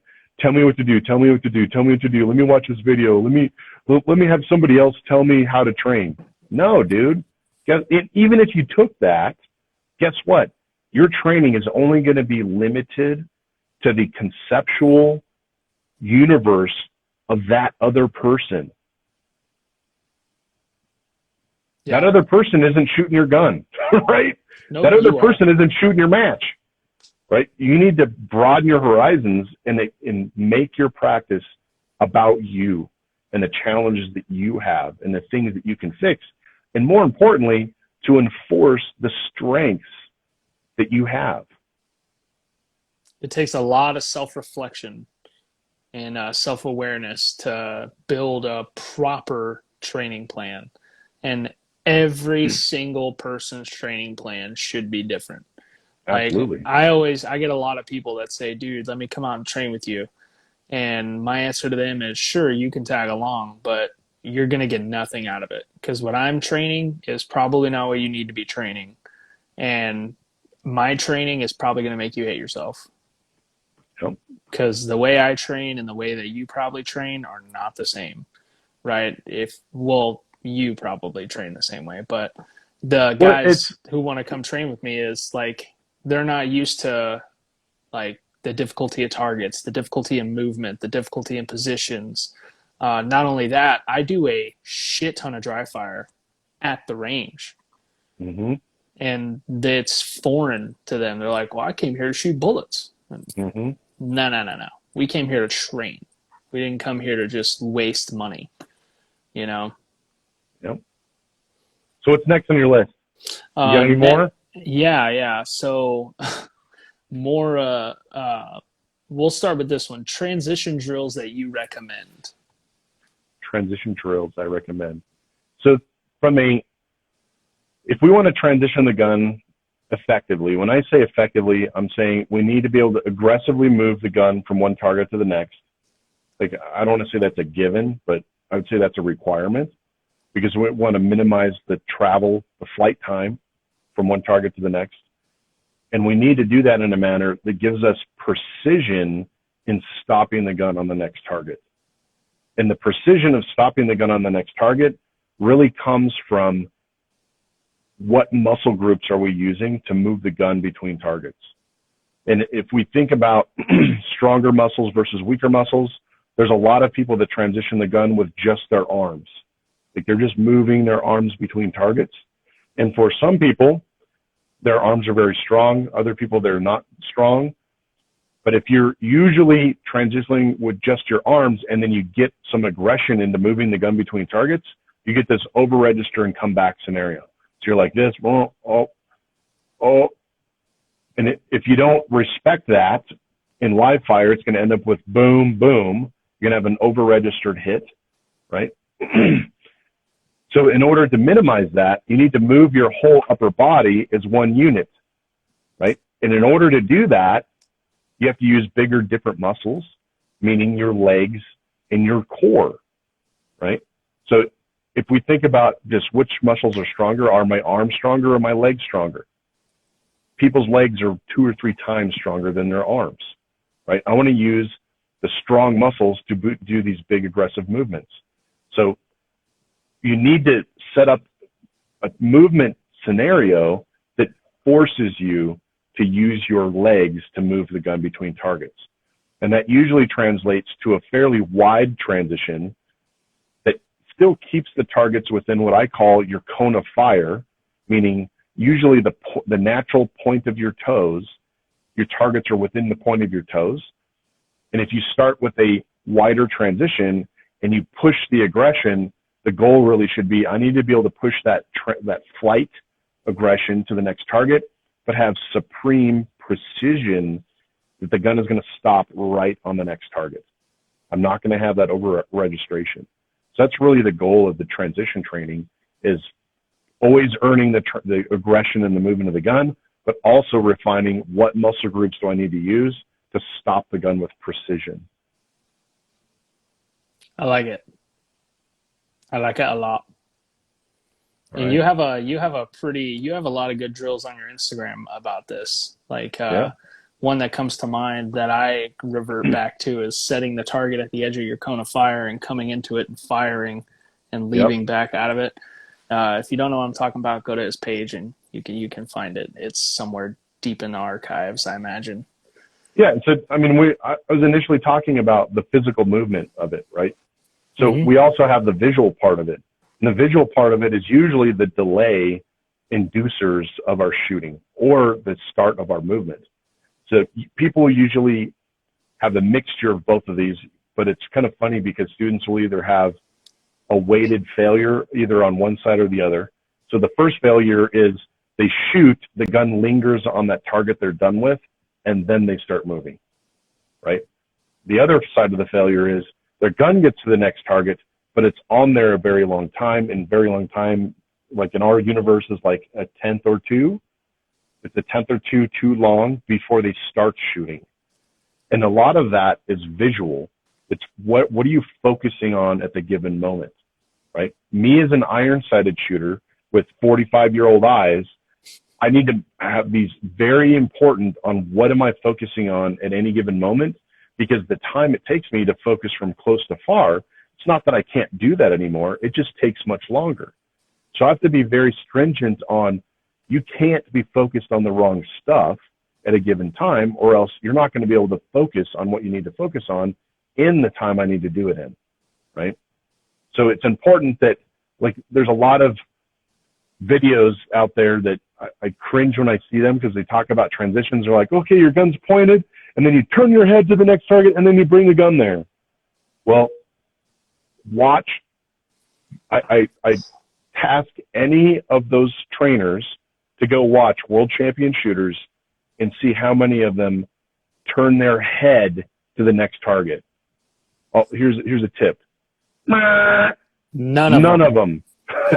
None of them. Absolutely zero. They turn their eyes. They're absolutely looking their eyes over to the next target, but they are not moving their head. This Right? is one mechanism from here to here. Yes. It doesn't move. Your eyes can transition to the next Yes. target before this system, but So the concept that it can, and I don't know why this body part makes the most sense, but for most people to get it, I tell them, keep your chin pointed at the back of your gun. If you keep your chin pointed at the back of your gun through the transition, then you're not going to turn your head to the next target. You're not going to want to, because you're like, hey, I got to keep my chin at the back of my gun. That keeps everything locked up. mm-hmm. So if you're having an issue with shooting and the gun is lingering before you leave, that is usually a failure mode of a double tapper, meaning a person that sees one sight picture and they just row their booger finger twice. Boom, boom. And then the gun lingers on the target for a predetermined time because they think, oh, well, I just rode my finger twice. If I let it linger enough, the gun's going to settle again for the second shot. Well, if you're not calling your shots to know exactly when the gun fires and the sights lift, right, that's when it needs to leave. Boom, I'm out. That makes sense? So Yeah. if you're double tapping at targets, you're always going to have a lingering on the target before you leave. Okay. Now, the people that have the gun that lingers on the next target before they start shooting, that is usually a focus problem, meaning they're focused on the wrong thing. Like a lot of people get stuck into, I'm looking at the next target. I'm going to have a hard focus on the target. My gun gets there. Then I need to see some semblance of sights. Then they shoot. And that focus time difference is usually what that time delta is. And I've measured this on students where I've had them pointed at a target that's at like 5 yards. I tell them, have a hard target focus. On the buzzer, bring your focus back to the sights and fire a shot. And most of the time, that delay that they have in their transition is that exact same time. And that proves to them you're focused on the wrong thing. Okay. So, and whether you're shooting a dot versus iron sights, shooting a dot, you need to have a target focus, but there's a crap ton of dot shooters that are shooting their guns as if they're iron sights because they focus on the dot. I had a hard time when I first went to open. I was really focusing on the dot until somebody geniusly pointed out, think of it as a paintbrush. Mm-hmm. It just needs to be, you're focused on the canvas and you're using your paintbrush willingly. And I was Yep. like, oh shit, that makes sense. So that drill that you mentioned to basically bring the gun in, boom, go boom, and then come out, boom, and come out, that gets the student used to, hey, the gun doesn't have to linger either there, getting there once it's there, or getting out. So I have the students start with one shot. So they come in, boom, and they get out. Boom, and they get out. And then they do multiple shots. Boom, boom, and they get out. Boom, boom, and they get out. And that once they get used to, hey, I can start shooting way sooner, right? I don't have to have the gun super register and settle. I don't need a 25-yard sight picture to shoot this 5-yard target, right? That kind of thing. They get shooting sooner.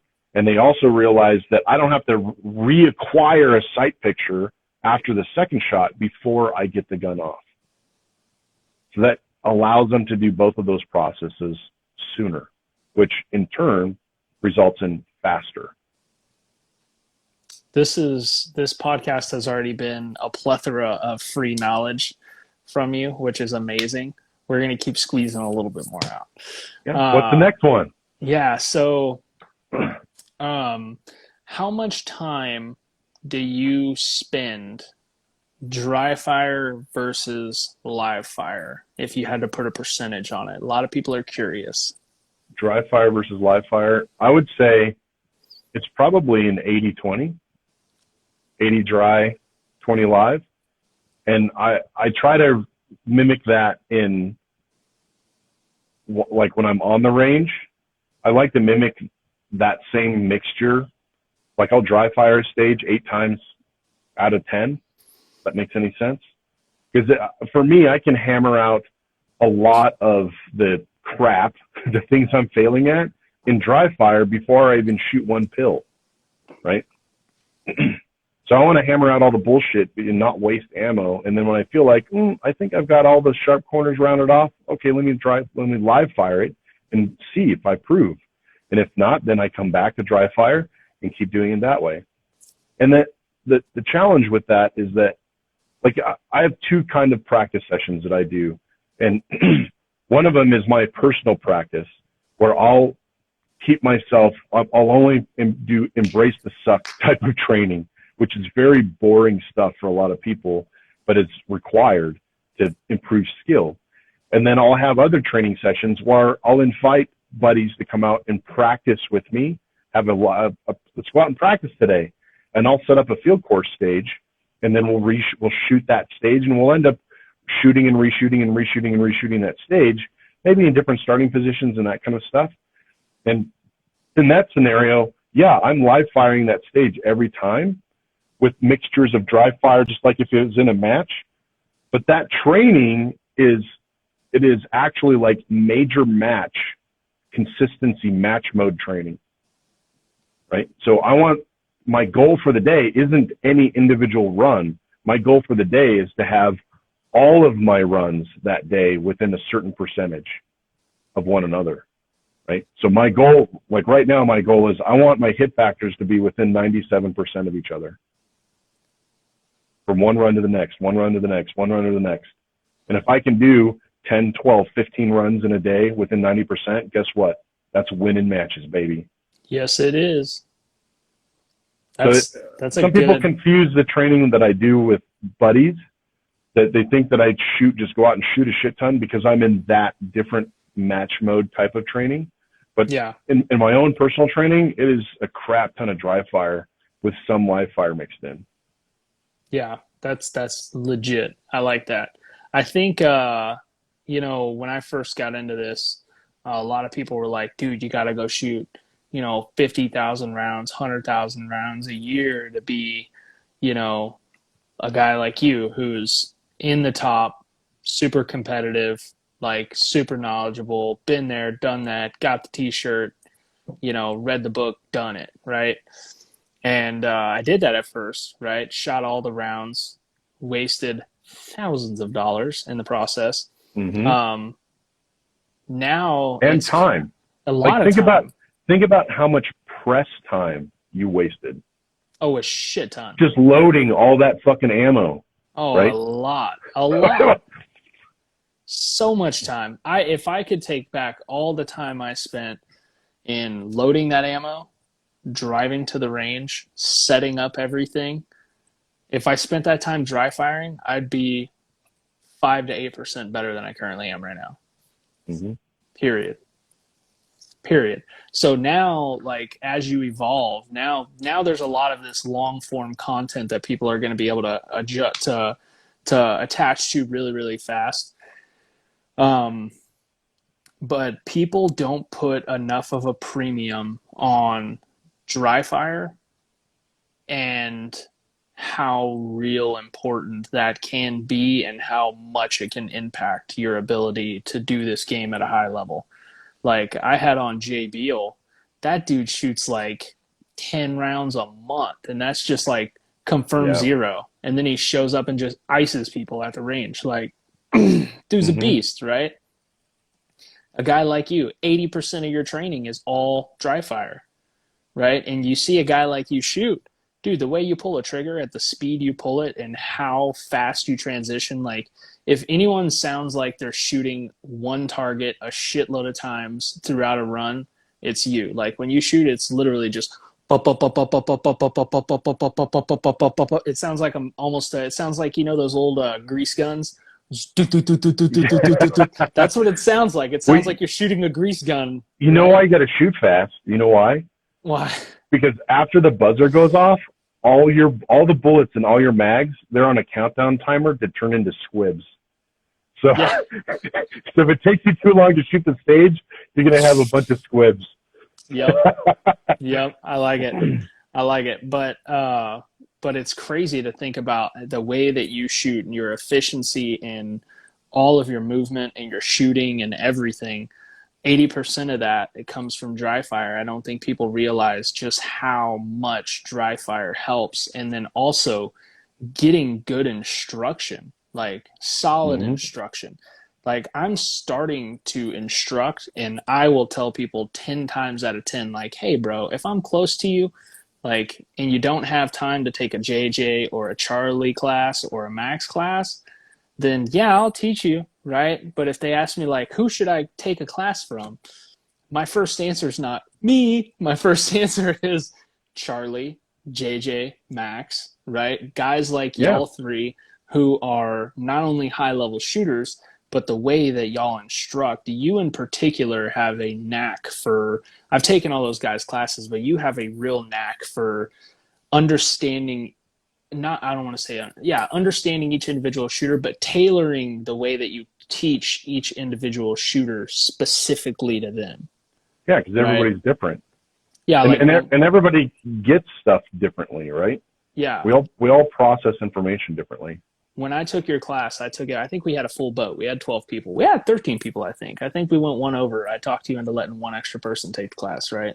Mm-hmm. And the consensus afterward was everybody felt like the class was tailored to them, right? Nobody felt like, yeah, I learned a lot, but like, a lot of it wasn't pertained to me.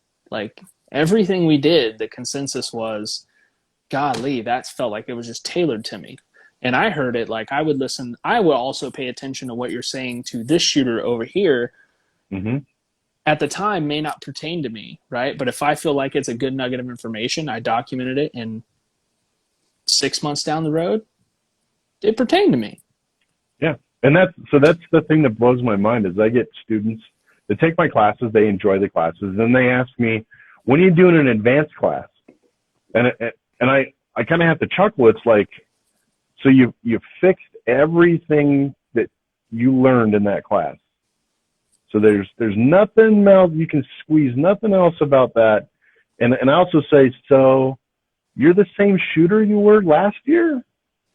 So, and I myself, I've taken the same class from the same instructors, and like I've probably taken, I think at this point, 4 Manny Bragg classes, 2 Todd Jarrett classes. Like I've taken the same classes from the same guys over and over and over. And even though their order of stuff that they do is very similar between those classes, just because I'm a different shooter every time I attended those classes, I was able to absorb different information. Yep. Right. So I'm a big proponent of like the people that think that, oh, I need handgun 101 and then 102 and then advanced ninja stuff. And it's like, how about just take the same thing Advanced again ninja. and see if that is, facilitating your need. Right. If we like the whole thing that blows my mind about training is that people get super wrapped up around the cost of the actual class, which in the big picture of playing this game is nothing. Nothing at all. Nothing. I'll pertain that to you real quick. This upcoming weekend and the following weekend is going to cost me roughly $2,300 to shoot 2 matches. Mm-hmm. Area 3 and Area 1. $2,300. And I'm not even counting like stuff like ammunition and all of that, because I don't factor that into my budget, because I'll be honest with you, I don't pay for it. So it doesn't come out of my pocket. I'm talking about airplane travel, match fees, food, hotel, rental car, $2,300 in 2 weekends. Guess what? I'm going to learn some stuff, right? But if I took that $2,300 and I put it towards 3 or 4 and it would be able to cover 3 or 4 awesome classes with 3 or 4 awesome instructors, how much better of a shooter do you think I would be by the end of it? Right? Way better. Right? Way better. Now I have to spend that $2,300 to go to those matches. I can't spend. I'm still spending money on that training, but I'm going to those matches because that's where I prove myself, right? But I enjoy the matches. I mentioned it in my book. I say, when I go to any match and I look around, I'm looking at all my competition, I'm not worried about the dude that has a $5,000 gun and $500 worth of training. I'm worried about the dude that's got a $500 gun and he's got $5,000 worth of training. Yep. 100% every time. I know those guys. I know guys like Craig Tappy. Mm-hmm. You know Tappy. Like, you look at Craig Tappy's equipment and like he shows up and you can tell like the guy just used shit because it's worked and he likes it and it just is what it is, right? He has no premium on having the latest and greatest whatever, right? That is a fucking dangerous shooter. You know why? Because that guy has spent majority of his money on learning how to kick your ass. Mm-hmm. Period. Yep. Period. Guy's a monster. Jay Beal, another one, shooting we'll call it $1,000 Glock, right? Because it's got some like trick parts and it's got an SRO on it, right? He doesn't have the newest, coolest trick stuff, right? That dude is going to show up and wax ass of all the other dudes who have $3,500, $4,000 Tanfos and CZs that are all tricked out and all the fancy Cajun Gunworks bullshit and all the latest and greatest holsters, and they've spent all this money on gear. But guess what? Jay spent the money where it counts. Yep. So what's your next question? My next question for you would be, we're going to start getting into the fun stuff. I feel like we've let enough of the golden nugget. Like, honestly, there's more information in this podcast. I have a feeling I can see in the analytics, like the same person watching it back and forth, right? How many times it's gone over by the same IPs. I have a feeling this is going to have the highest version of that, of people going back and listening to it to get the info. So I'm not going to make you divulge any more of your secrets that usually people pay you for, because you've already pretty much given out like a lot of it. So we'll get into the really, really fun stuff, right? So I'm going to start with Uh, who is, in your opinion, on your Mount Rushmore of shooting? If you had to make a Mount Rushmore of shooting sports, right? Who are the dudes that dudes or guys or gals, you would put on that statue, on that monument? Hmm. So I would have to put Eric Raffel would have to be on there. Max Michel would have to be on there. Nils Jonassen would have to be on there. Jerry Michalik would have to be on there. And this is where, like, you don't want to disparage anybody, but Yeah, like you only get four, those man. Is it 4 or 5? How those many people are on dudes Mount Rushmore? I think it's have only four. been like proven dominance in whatever they're doing. You know, they're not one trick ponies. Like, they've shot a bunch of different divisions, a bunch of different stuff, and just smoked people everywhere. Yeah, yeah. All those guys are Nils, man, the athletic giraffe. Yep. I'll tell you what, last year's nationals was a pain train I never want to ride again, right? I would sooner take a soccer kick to the nuts from Pele himself than try to relive that experience. But I had so much fun shooting with Nils and learned a lot just Oh yeah. watching him operate. And then Max, man, talk about a guy. Told me that story about Graffel at Nationals. I Hmm. got one for you. I was taking a Max class, right? And Max is pumping me up all class, right? Like, he's like, dude, you're killing it, blah blah blah. You're a bad son of a bitch, I'm having a great day. I'll be honest. I was having a great day. I was doing some shit in his class where I was like, I did not think that was in my wheelhouse. It was just one of those days where I was seeing my sights flawlessly. I was ready to go. I was pulling the trigger fast. I was moving effectively, and like I was soaking in his instruction really well. And then at the very end, he has a drill that you do that kind of puts it all together, right? Hmm. And he was like, a good run on this, like a good run, is going to be somewhere in the high 4, low 6 range, right?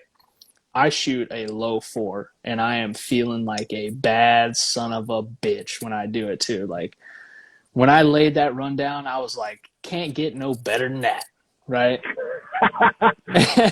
And I kind of looked like, man, I bet you couldn't even do that. Like, in my head, I was thinking, I bet Max couldn't even fucking do that, right?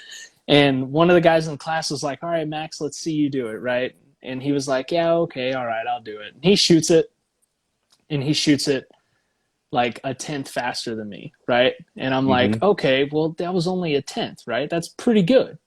No. Some guy in the back who had seen him run this drill multiple times was Yeah. like, turn it all the way up.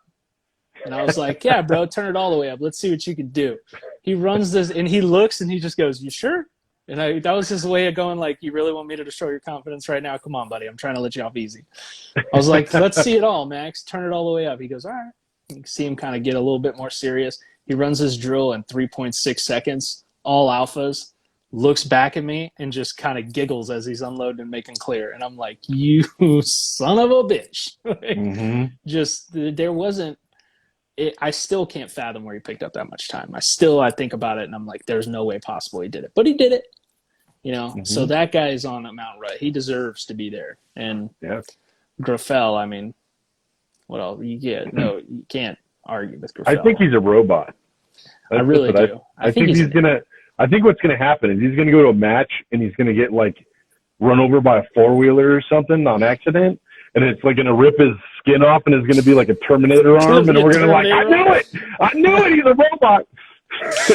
Yeah, yeah.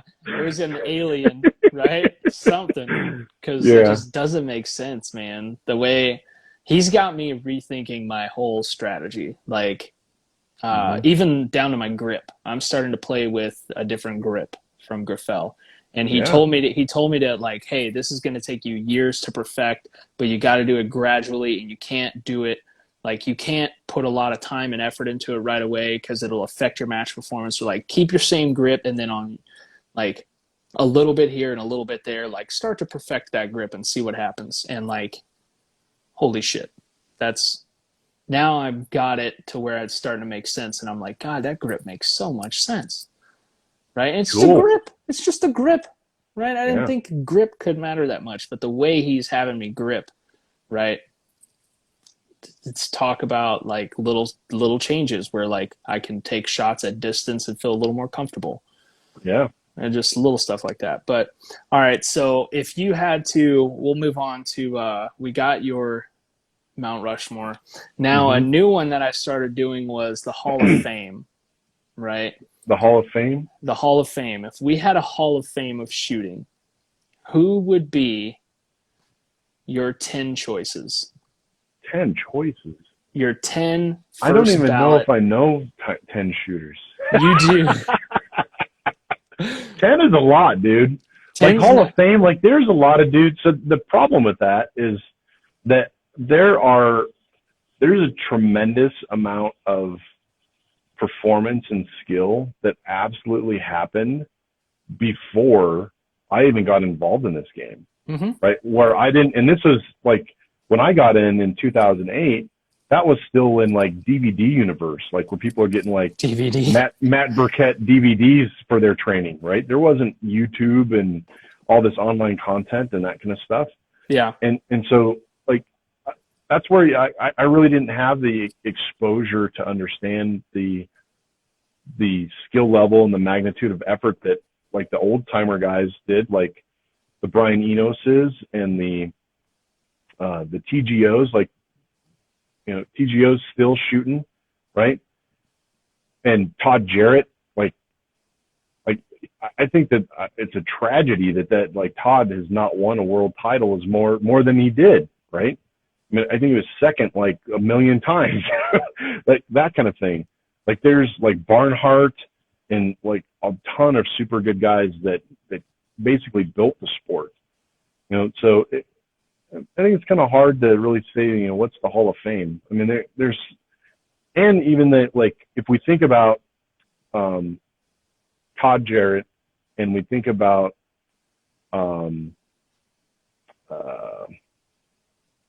to think of another name here.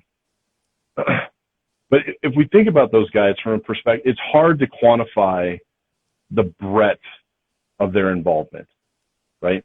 Like, Yep. I know Todd pretty good. I've had him out several times for classes.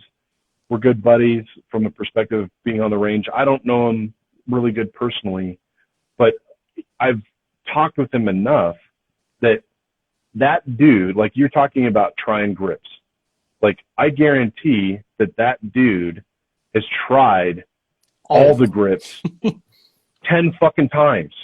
You know what I mean? Like he's been through all of that stuff so many times to rediscover, then rediscover again, then rediscover again. Like it's hard to really quantify that kind of stuff. Does Todd that make sense? Jarrett's one that's on my bucket list to take a class from. Yeah. I mean, Rob Leatham is another one. He's also right? on my bucket list. Like I think it is amazing watching Rob's movement and knowing that his knees are replaced, that kind of stuff, and he's still able to win national titles. I and that think kind of they thing. put bionic knees in there. I really do. I think that Springfield has some I think they honestly like found some high end bionic knees and paid to put Mm-hmm. bionic knees in this guy. I really do. The way he moves with both knees, correct? Mm-hmm. Both Both knees knees. replaced. The way that dude moves makes zero sense. Yep. I know dudes with knee replacements who can't even like run anymore. Yep. Well, the other thing that we got to consider is that every year, every season, I should say, the minimum level of skill is raised, right? And that also means that at the top of the game, the top level skill set is getting even more compact and tighter. Yep. Right. So even though there may be some shooters today that are top shooters have less quantities of titles as some of the older shooters, like I think it'd be really interesting if we could take some of those top shooters and put them in a time machine and put them back back in the mean days of the Rob Leatham days and those kind of things, where those guys in the Barnharts were dominating those matches. And take a dude from today, like a Nils, you could take a Nils and transport him back in time and see, obviously he's using the same type of gear those guys are using. But I think it would be a really interesting thing to understand, like, how much has the bar of skill raised at the top? A lot.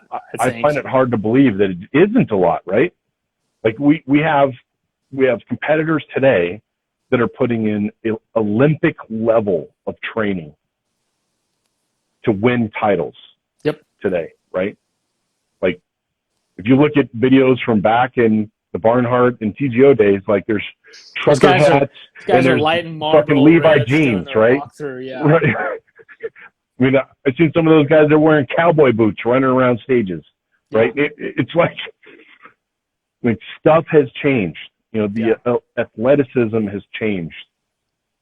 So. But those shooters also evolved with the times pretty well. Like, if you think about a Rob Latham or a Todd Jarrett, the way that they evolved with the time is incredible. Yeah. So but I'm gonna pass on a Hall of Fame thing, dude. You're passing on the Hall of Fame. I'm not a statistics guy. I'm like who's winning right now kind of thing. That's more interesting. All right. Let's go with we'll skip you out of the Hall of Fame, but I know a couple people are like, damn. But we'll do. Let's talk about this. So we got high cap nationals coming up, right? Mm-hmm. Low cap nationals already passed. We got low cap nationals coming up next season. So we'll talk about who do you think is going to win each division for nationals, right? Each division. So I think, like, I'm only going to talk about the high cap divisions because those are the only ones that matter. So Tim Herron is going to be sending you a nice hot bag of poo for your front doorstep. Poor Tim. He's so short and tiny. I know. So all right, we'll talk high cap. Open. Christian Seiler is going to win. Whew. He's going to win. Didn't even hesitate. Nope. No hesitation. Limited, I think that if Nils gets to shoot a major power factor gun, he's going to win. Canik has already released their new, I forget what the rival or whatever it's called. It's the TP9 SFX, basically like competition version. Mm-hmm. It is scheduled to be in 40 cal. It is already on their website. I imagine he already has one. He's already been shooting it. And if he shows up to limited nationals with a 40 caliber designated gun, judging by how he shot last year, game over.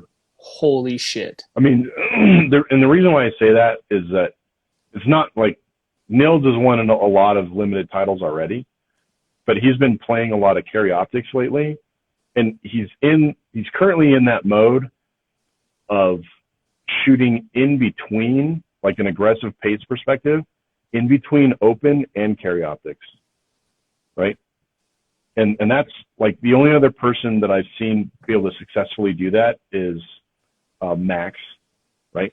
Max is in that mode where he can shoot it just a little bit faster than carry optics and still yield good hits, but just a little slower than open, right? He's in that sweet spot. I think that Nils is in that as well.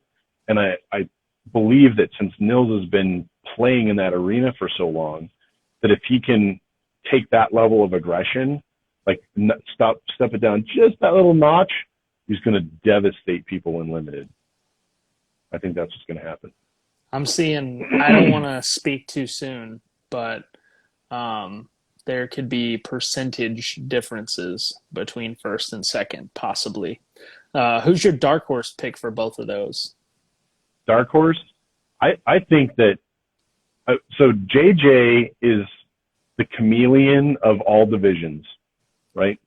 So he can shoot all the divisions super good. He's won a lot of championships in multiple divisions. A lot of championships. I would never count him out at any match in any division he's shooting. So I think that he's the dark horse in those. I don't remember if like this from a schedule perspective, if limited and open are on the same schedule, I think they are.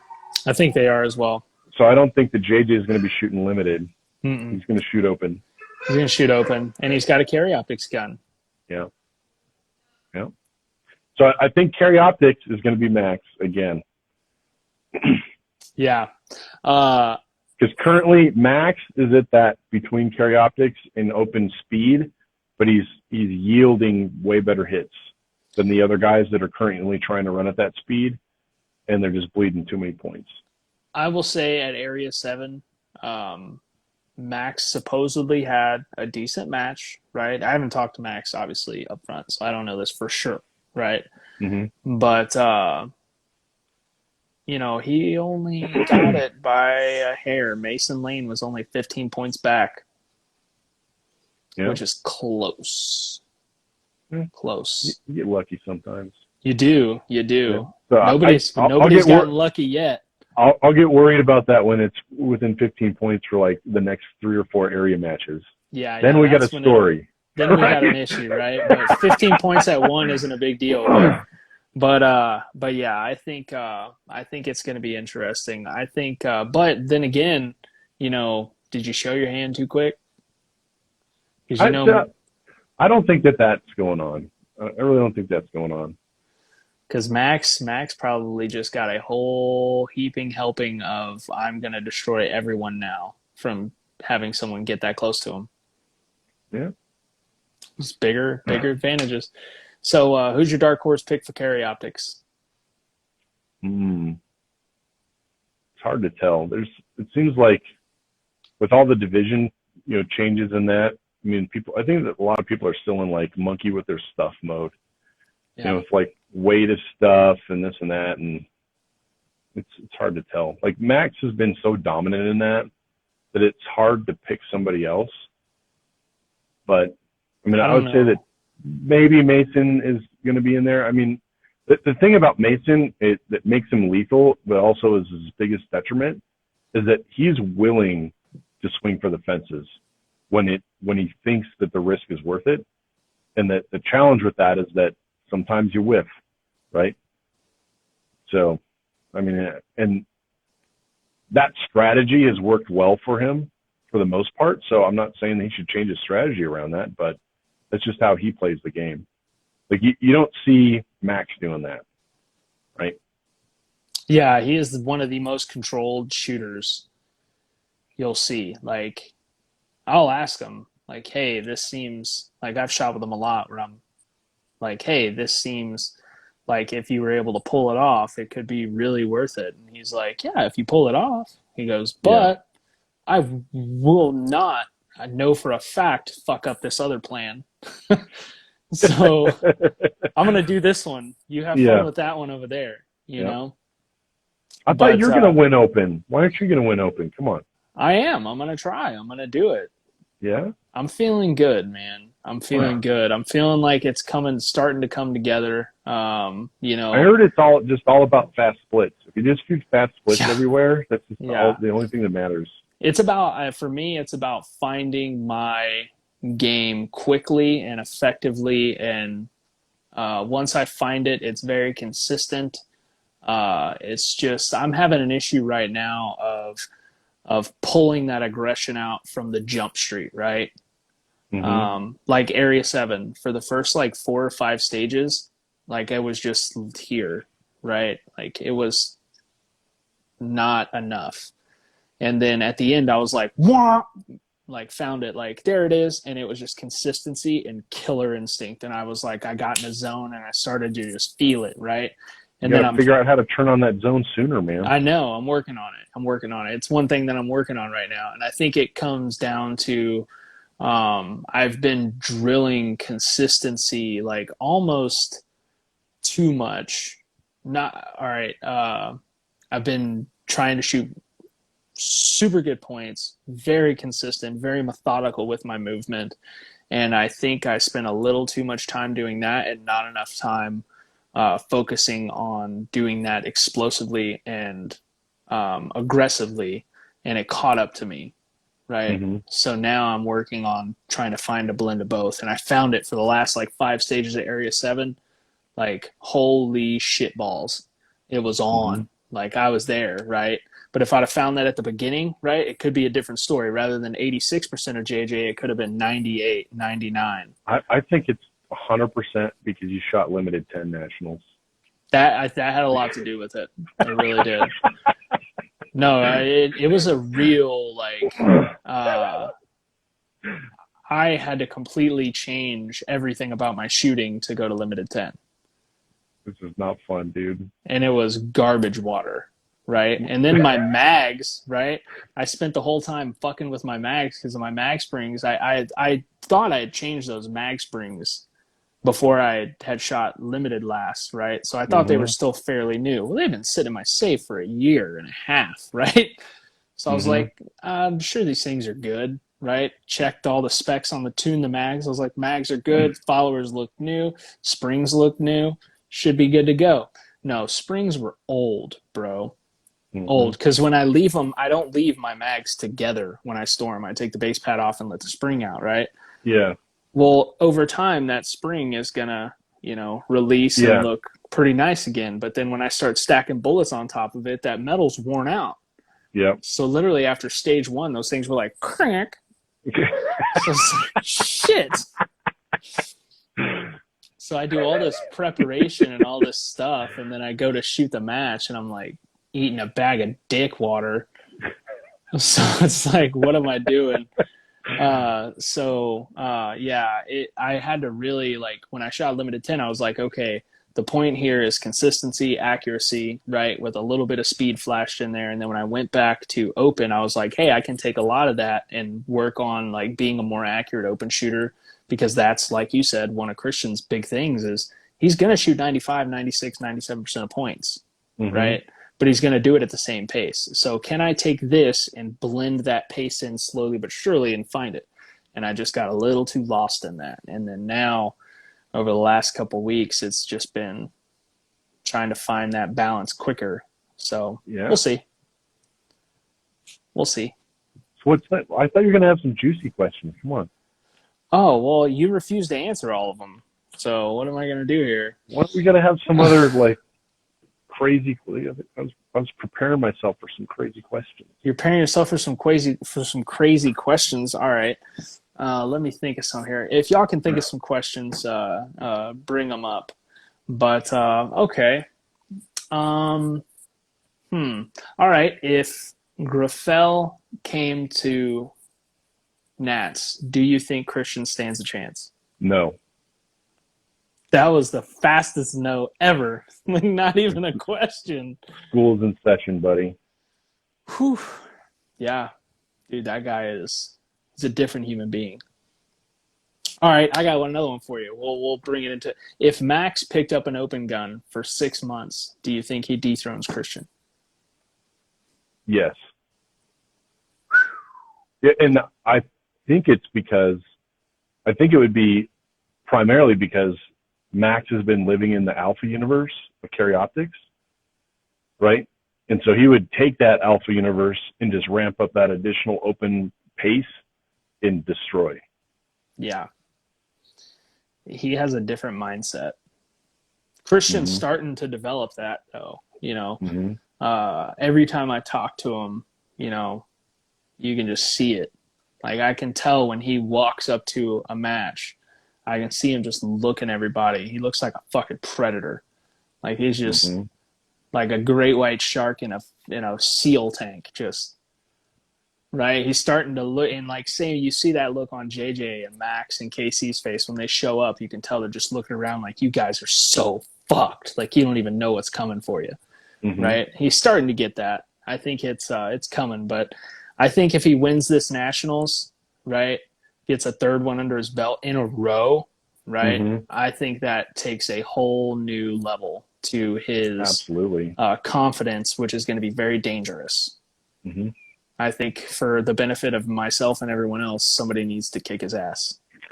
All he needs is a mortgage and a kid. That's it. Yeah, right. That's Give all him a mortgage and a kid, and it's done. A little bit of life. A little bit of life. Yeah. Yeah. A little bit of life to kick them in the pants. Somebody said boxers or briefs. Briefs. I've seen you in your briefs, man. It's a sight. Charlie, I hear you plan for makeup shots. Is that true? Seems suboptimal. Do I plan for makeup shots? That so no. The answer is if I'm going to shoot at this one target 3 times, like a conscious decision of I'm going to send 3 at this target. The answer is no. But what I will do is I'll push the envelope of aggression on partials, like especially hardcover partials. That if I so this is kind of weird for some people that I'll ramp up my shot calling, meaning anything that is outside of good, I'm going to make it up. But I'm also going to ramp up the aggression, right? So if I can ramp up the aggression and the shots end up being all called as good, I'm not going to have any makeups in that section or that array of targets, and I'm going to destroy people on that section of the stage. So seen it, can confirm.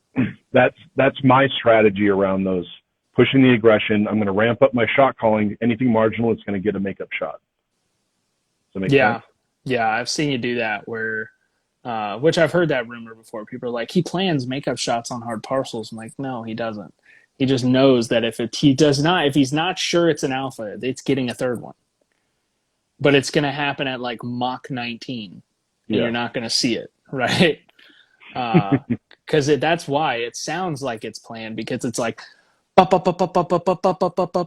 like you don't even hear the extra shot in there sometimes, and it's pretty cool. I like it. Somebody said, "Will you run for USPSA president?" ? Please. It wasn't somebody. No. It's Mike. Mike is asking. No, I'm torn because as a match director, it's a high paying job, man. I think that from a club perspective, USPSA is a decent thing for running club matches, that kind of thing, getting new shooters involved, that kind of situation. But I think that the proverbial can has been kicked down the road too far to return. So the stuff that we need to fix is unfixable at this point in the current USPSA as it is. So if we really wanted to change the practical shooting sports to something better than what it currently is, I think that's only happening with some other sanctioning body that may not even exist today. Yeah, that's a good point. I like that. So you think USPSA is at a point of no return with how it currently is? You think that it's going to take somebody coming out of the shadows with a different organization, a different rule set, a different mindset, probably more importantly, and starting over? Yeah, I mean, I think that at some point you need this thought process of, we have this new organization and we're starting from ground zero with a different, and maybe a different is the wrong word, but a ensemble of rules that makes sense to start off with, right? Versus all the never-ending butthurt of the churn and churn and churn and churn of the current USPSA rules. If we think about, like, USPSA is never going to walk back a division, right? To me, I think that's wrong, right? We shouldn't be issuing or awarding national titles to divisions that only garner 40, 50 shooters. To me, that's not national title worthiness. Revolver. Right? We get it. Michael Pogge is going to win. Yeah. And the thing that's funny about that, like Revolver in itself, I mean, Revolver has I-Core, right? They have their dedicated practical shooting sport. Yeah. Right? I don't know. And it's like, for me, like, I think that if I were to, could I do USPSA presidency? Probably. I could probably do a solid job of that. But then I also know that it would suck all of my fun out of it, and I would lose my hobby. I would have to do something else as my hobby, because in order to work that job properly, it can't be a hobby anymore. Yeah. And I'm not willing to do that. So I found something pretty interesting since we're on the topic. For the money we're paying the current administration, right? We could hire a very well um, accomplished, proven track record, um, dedicated CEO Hmm. to run it like a business Absolutely. That and needs to happen. with a sports background that could move it more towards what it needs to be, right? Hmm. I don't think it should be elected, right? Like, yeah, I I get agree. it, right? Then it's a popularity contest, but like, what gives that person what mean? All right, why the hell did we elect somebody and then okay, now they're making 150 grand a year, most likely a lot more than that, right? When you take into account all the free shit that they get, um, being travel, ammo, all that, right? What qualified that person for that? Well, we could spend the next 3 hours talking about like why. Yeah, Like, why did that happen? I mean, the water is under the bridge on yeah, I think we keep how that that. happened, but that I think that the best way to look at it is that the current, like if we, the challenge with USPSA and practical shooting in general is that we've had, through my tenure of this game, USPSA has, like, through multiple presidents, one of the like predominant marching orders is grow, grow, grow, grow, grow. Let's get more people, get more people, get more people, get more people. And from when I started in 2008 to now, I think the membership is about doubled, right? And the problem that I see is that as a match director is that now we're getting into a mode where we've doubled the membership, which can arguably say yes or no to we're doubling the participation, but we've absolutely dramatically increased the participation, which in turn taxes all of the local clubs that are unable to grow. We only have so many ranges. Yep. And every range always has a limited amount of weekends or weekend days that they can run club matches at, right?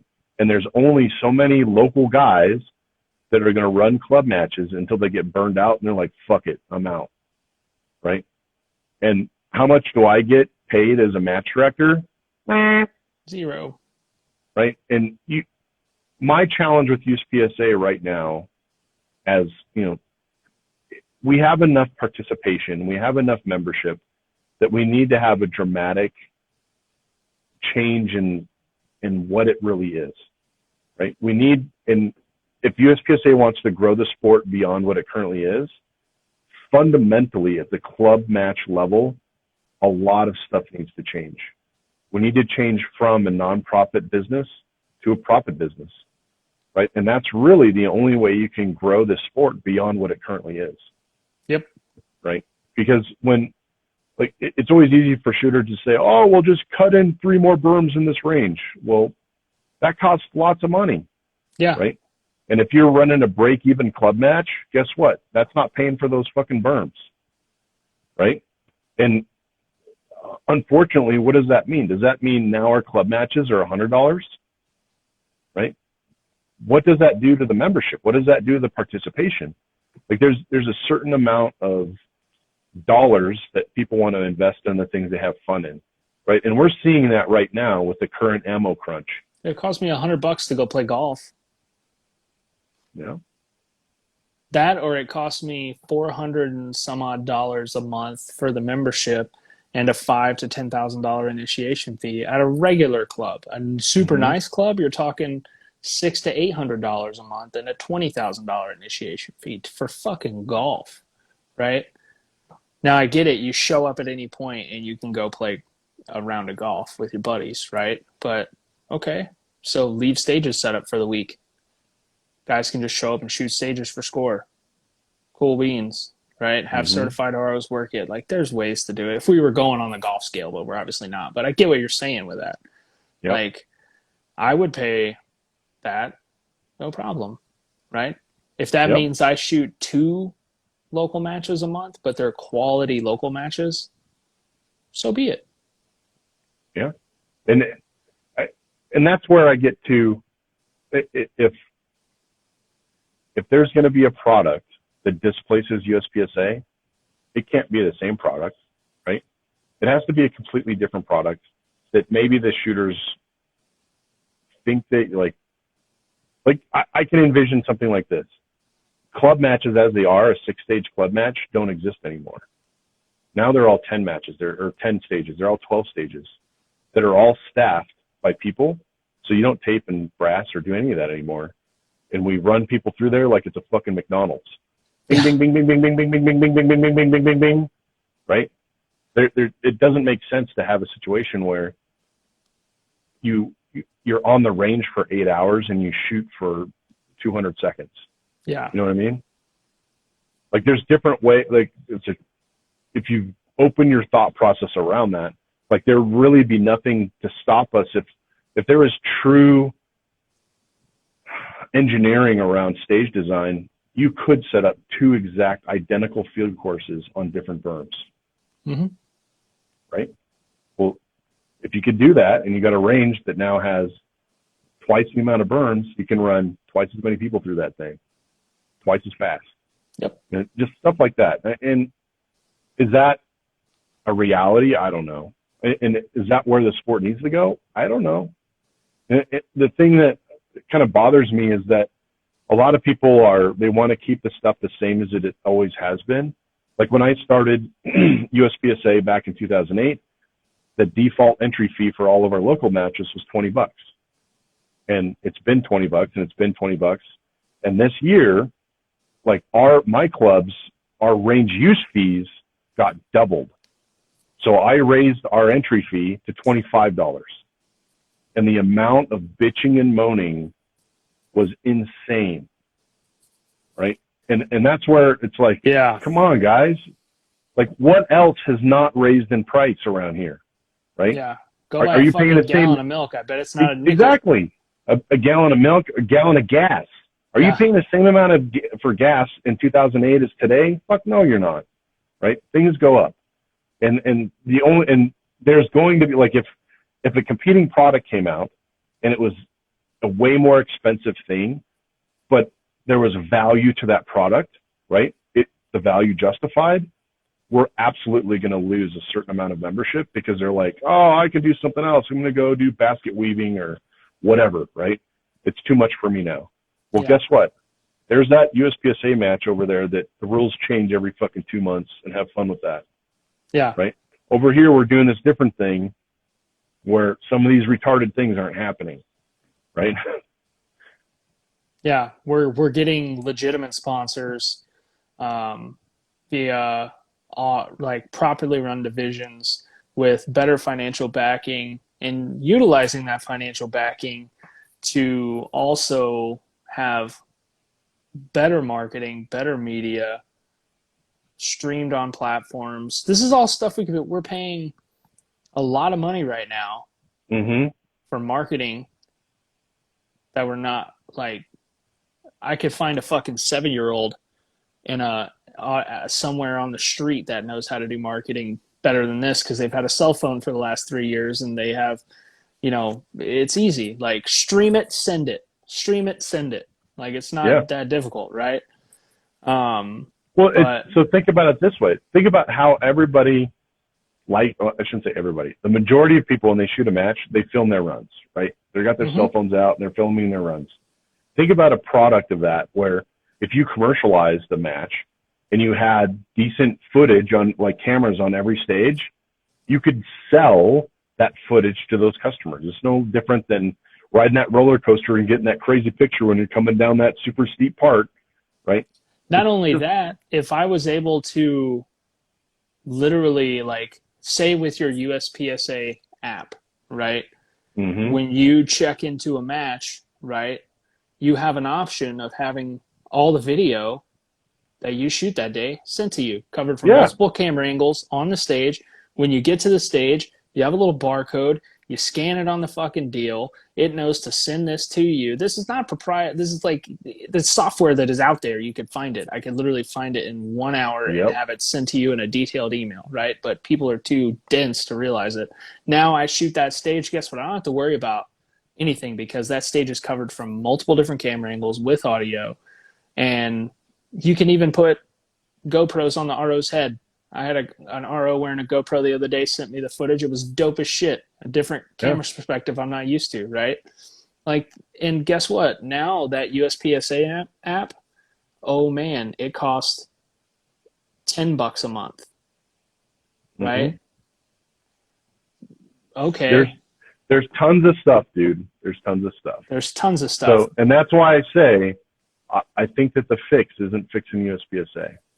I think the fix is something completely different. I would have disagreed with you this time last year, but I am a believer.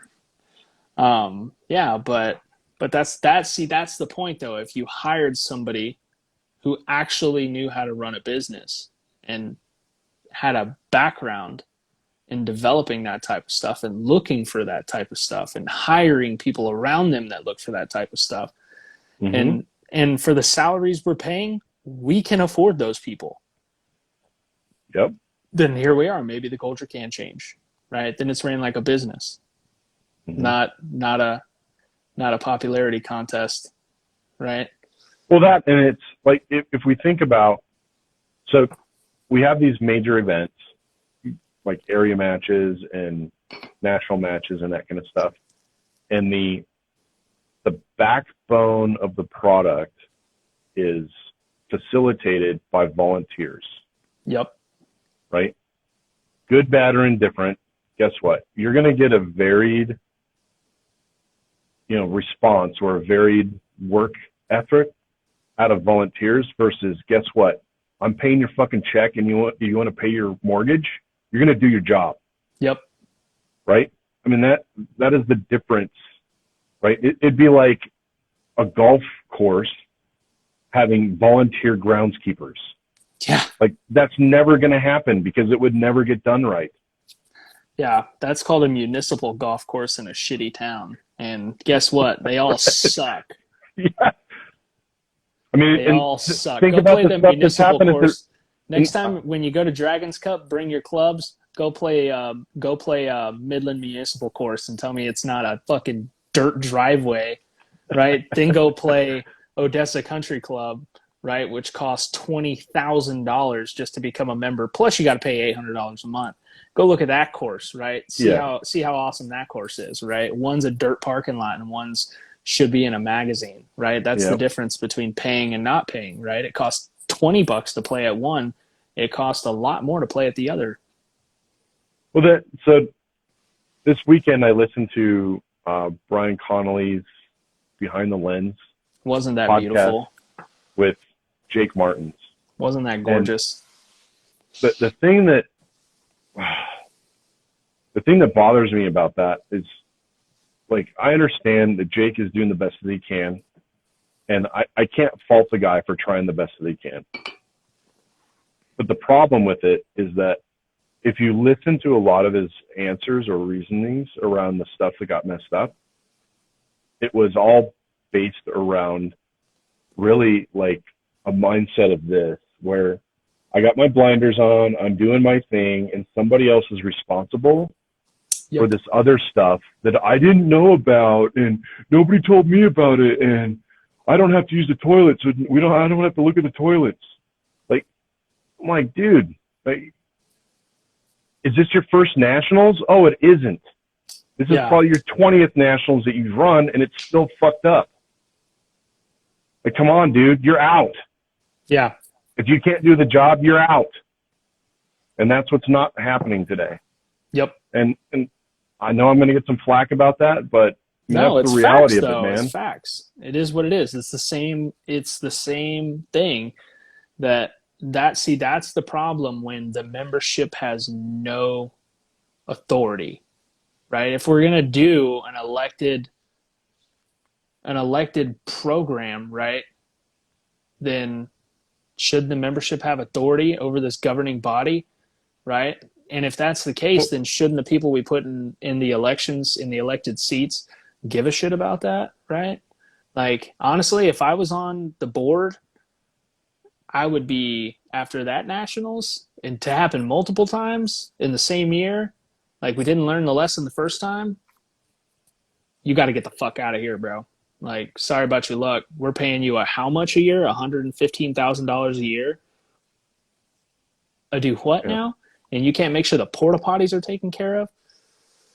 Like, Well, I mean, that the reason, like, why that happens is because it's not hitting them in the wallet, exactly, right? You know, exactly. if each one of those tick marks of, oh, we couldn't feed everybody, you just lost 20 grand. Yeah. There's not enough porta potties, you lost another 20 grand. At Yep. some point, you got no more paycheck. Mm-hmm. Right? Yeah, that's how it should be. But right, it's ran like a popularity contest, nonprofit, not a business, and that's where if you had somebody who actually had a track record in running businesses, let's point that out successfully. If you had them in the position of president and CEO, right, then maybe they make those changes. Wouldn't Maybe. you think so? Maybe. But who knows? Who the fuck are we, right? We're just shooters, We're dude. just some middle of the road, no talent motherfuckers, bro. That's what we Yeah. are. So what other Oh, fun questions you got for me, man? serious question. If the current problem that just happened isn't fixed, at what point do we all boycott? It'll never happen. No, they won't agree to it. Well, People don't care enough, I don't think. I didn't go to the last nationals. True. Ben Stoker hasn't been at like the last two or We three. we all have the opportunity to vote with our wallets, right? Yeah, but see, the problem is this is where it gets to how many people are actually going to jump on that train, right? Now that's where it comes down to your idea of bringing something else in the mix. Now people are going to be more willing to leave this because there's another option, right? Yeah. People aren't just going to not do what they love just because, right? Mm-hmm. But people will go, I'm going to go spend my money over here. You know, Yep. this place is doing it right. You know, it may be smaller, it may not have as much financial backing right away. It may be kind of hard to get off the ground, but once it does, holy shit. Yeah, maybe we can sponsor boycott. Yeah, for real. Mm-hmm. Honestly, dude, if I was like federal or one of those guys after these last couple nationals, I'd be like, pump the brakes. Well, so that's the thing that I'm surprised it doesn't happen in the U.S. Like, I remember, I don't know, it was several years ago, but there was a European match. I think it's called the Extreme Open something. Extreme It Euro was, Open. yeah, it was one year, it was run like a complete monkey show. And CZ actually was like, at the end of the match, they're like, we want our money back. We sponsored this match with a significant, like thousands and thousands of dollars. I think it was like tens of thousands of dollars. Yep. They're like, we want our money back. It was that bad. And if that started happening in USPSA, some stuff would change. Yep. I think it's going to take a lot of people actually using their voice, actually standing up and going, what the fuck? Right? Not just one or two or three, right? It's going to take enough people going, hey, this is bullshit. Let's make a change here. Something's got to fix. Something's got to change. Mm-hmm. Then maybe we get somewhere, right? Or it's going to take some people at some of these big companies that are sponsoring the events going, hey, maybe this is not what we need to do here, right? But I think also if you came up with a good idea of some other big matches you could run, maybe out of your own, like you start a different organization, like you said, and you go to those companies and say, hey, we're doing this over here. This is the problems with USPSA. This is how we're solving them. This is what we're doing different. This is how you're going to get more money, more bang for your buck, right? Why don't you Mm-hmm. come over here where the grass is greener? then those companies go, excuse me, can I have that check back, please? Yeah, I'm going to give that to this guy over here. And then USPSA is going to go, what the fuck? And then, but by then it might be too late, right? USPSA might have to die. It might have to be a casualty of war, right? But tease what to tease. I'll be around for the next, 30, 40, 50 years. So I'm in it for the long haul, baby. We'll see what happens. Yeah. So I had a question for you. Yeah. So have you been doing, I know group shooting is always a really fun topic, but how have you been tackling group shooting at speed? Group shooting at speed. Yes. As far as making sure that I'm shooting 2 alphas at speed. No, not 2 alphas. Like, I want super precision shots, but I'm doing them with the trigger manipulation speed that is at like match pace. I have been giving myself as little room for error as possible. So, little room for error as possible. So I actually have a set of targets. I'll post a picture of them when I use them probably this week at some point. But I take a strip of blue painter's tape that's about this big, and I put it across the target horizontal, and then on the next target vertical, and I spray paint the whole time target.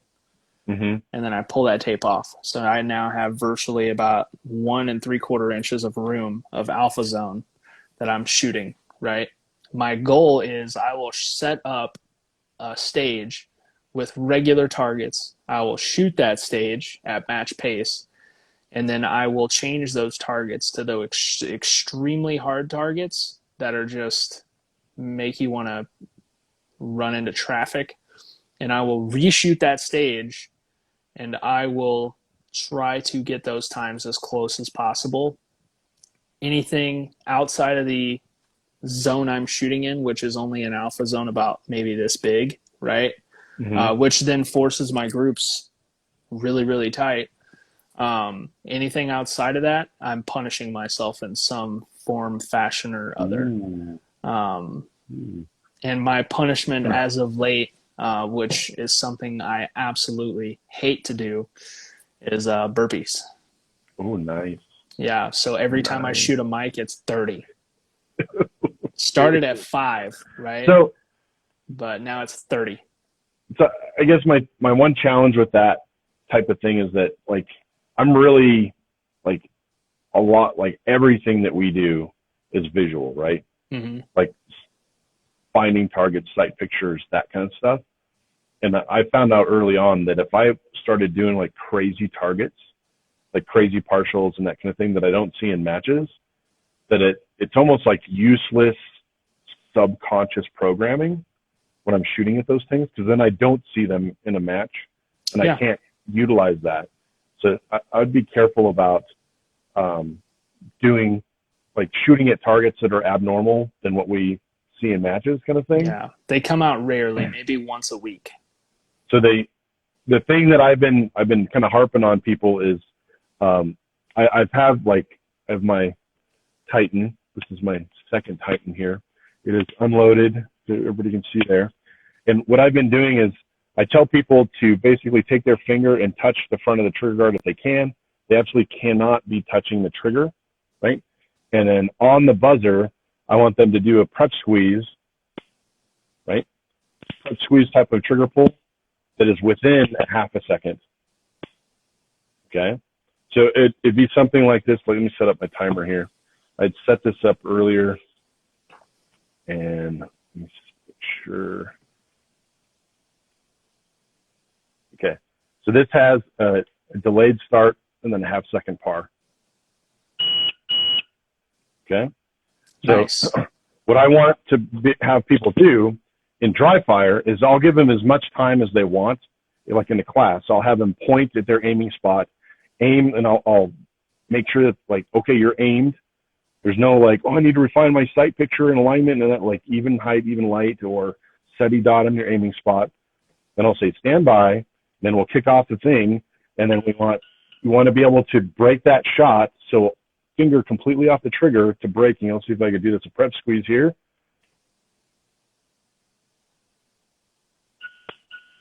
Okay. time.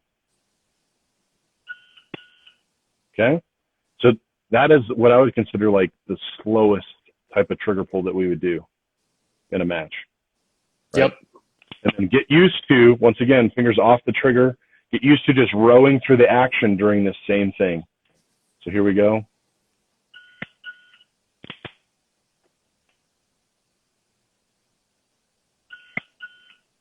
Okay. Shoot some groups like that. Those two different manners. Rowing through the trigger. So both rowing and the prep squeeze, but yeah. your time limit is half a second. Yeah. So I 10 yards and out, I utilize the prep squeeze, right? But at speed, right? You probably can't really differentiate the two if I had to shoot them back and forth. But then 10 yards in, I really just go to that rowing the trigger style of pulling the trigger, unless it's something off the wall, like head box at a slant while I'm on the move, right? That'd probably be a little bit different. But you're saying operate both equally and see what happens, or? Yeah, so operate both of them equally. Start at, like, I would say the minimum distance is probably 10. And do both of those trigger pulls at 10. And what I've found with most shooters, once they, and the reason why I like to use the timer is the timer's like the go, like that, oh, I gotta do it, you know, which usually promotes, I'm going to mash the shit out of it. Right. So that's the first thing you got to break them of is you can row your finger aggressively, but not mash it. Yep. Right. So once they get used to, I can row my finger, but not mash it, then I can try these two different trigger pulls within that time period, that half a second. And for a lot of shooters, I kind of proved to them that, hey, you can row your finger at 10 yards and produce like almost an identical group as your prep squeeze. And then we'll test it again at 15. Then we'll test it again at 20. And we'll test it again at 25.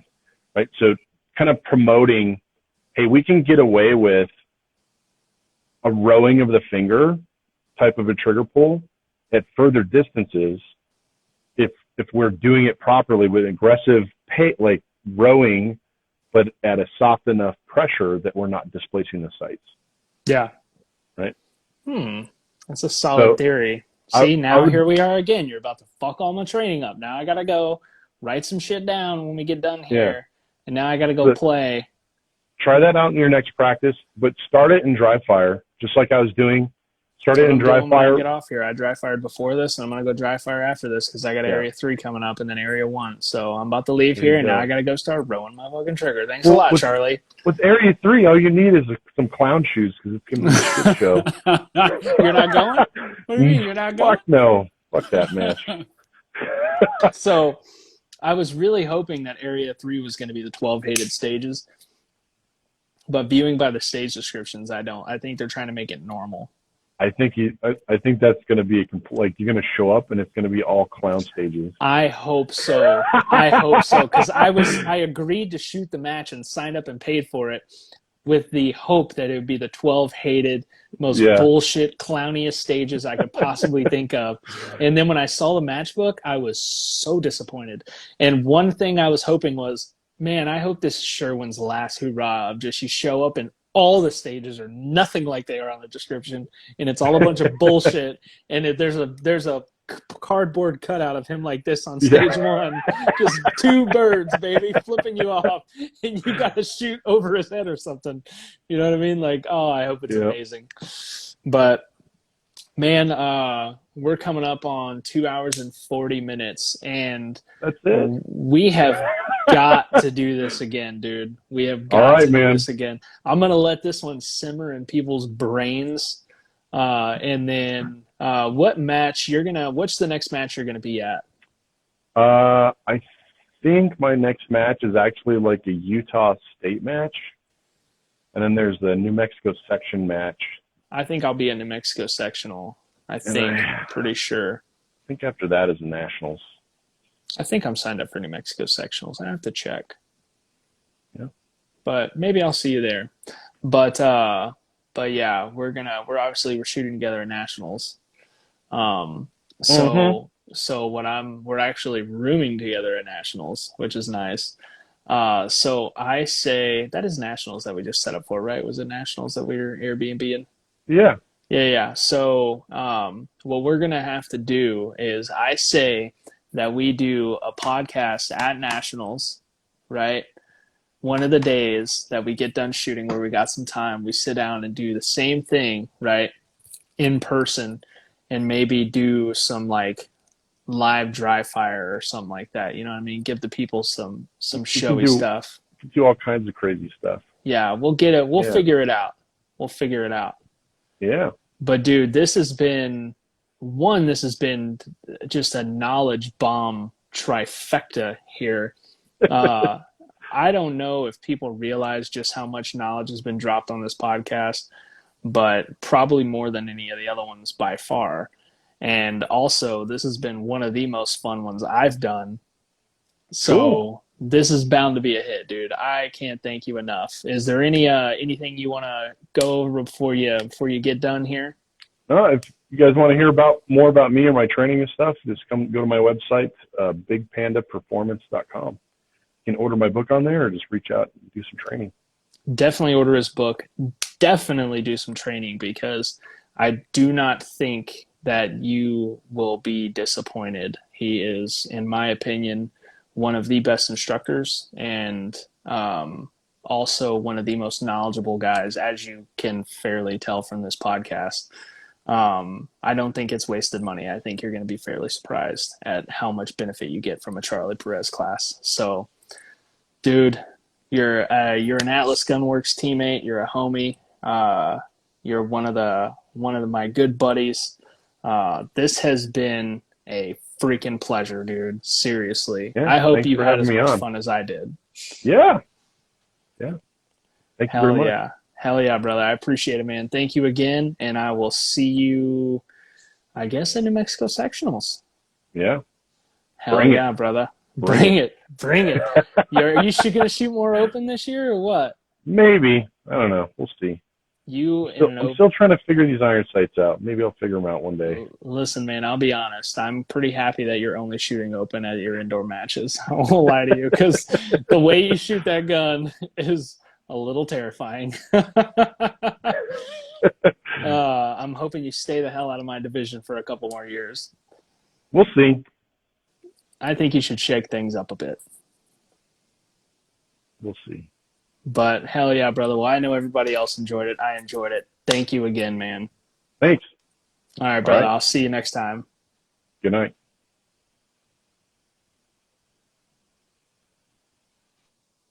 Charlie Perez, ladies and gentlemen. True legend of the sport. Super humble. Would never, tell you, but I think he would be a Hall of Fame ballot guy. He has been around forever. Super amazing shooter. Super knowledgeable. Dude's a stud. So if you got this far, congratulations. You made it through this 2 hour and 43-minute mark. And because of that, you get to hear it first before I officially release it this week. But merch is live. I will be announcing it tomorrow, but if you're on here now, if you go to papersteelapparelco.com and look in collaborations, you will see Bangin Brass t-shirts. They are officially for sale, and they're awesome. So I would appreciate it if you went and bought a couple. Buy one for your friends. They make great gifts. And yeah, man, thank you guys so much for keeping this podcast alive. And I got some exciting stuff coming up, so stay tuned. Thank you guys again, and I'll see you on the range.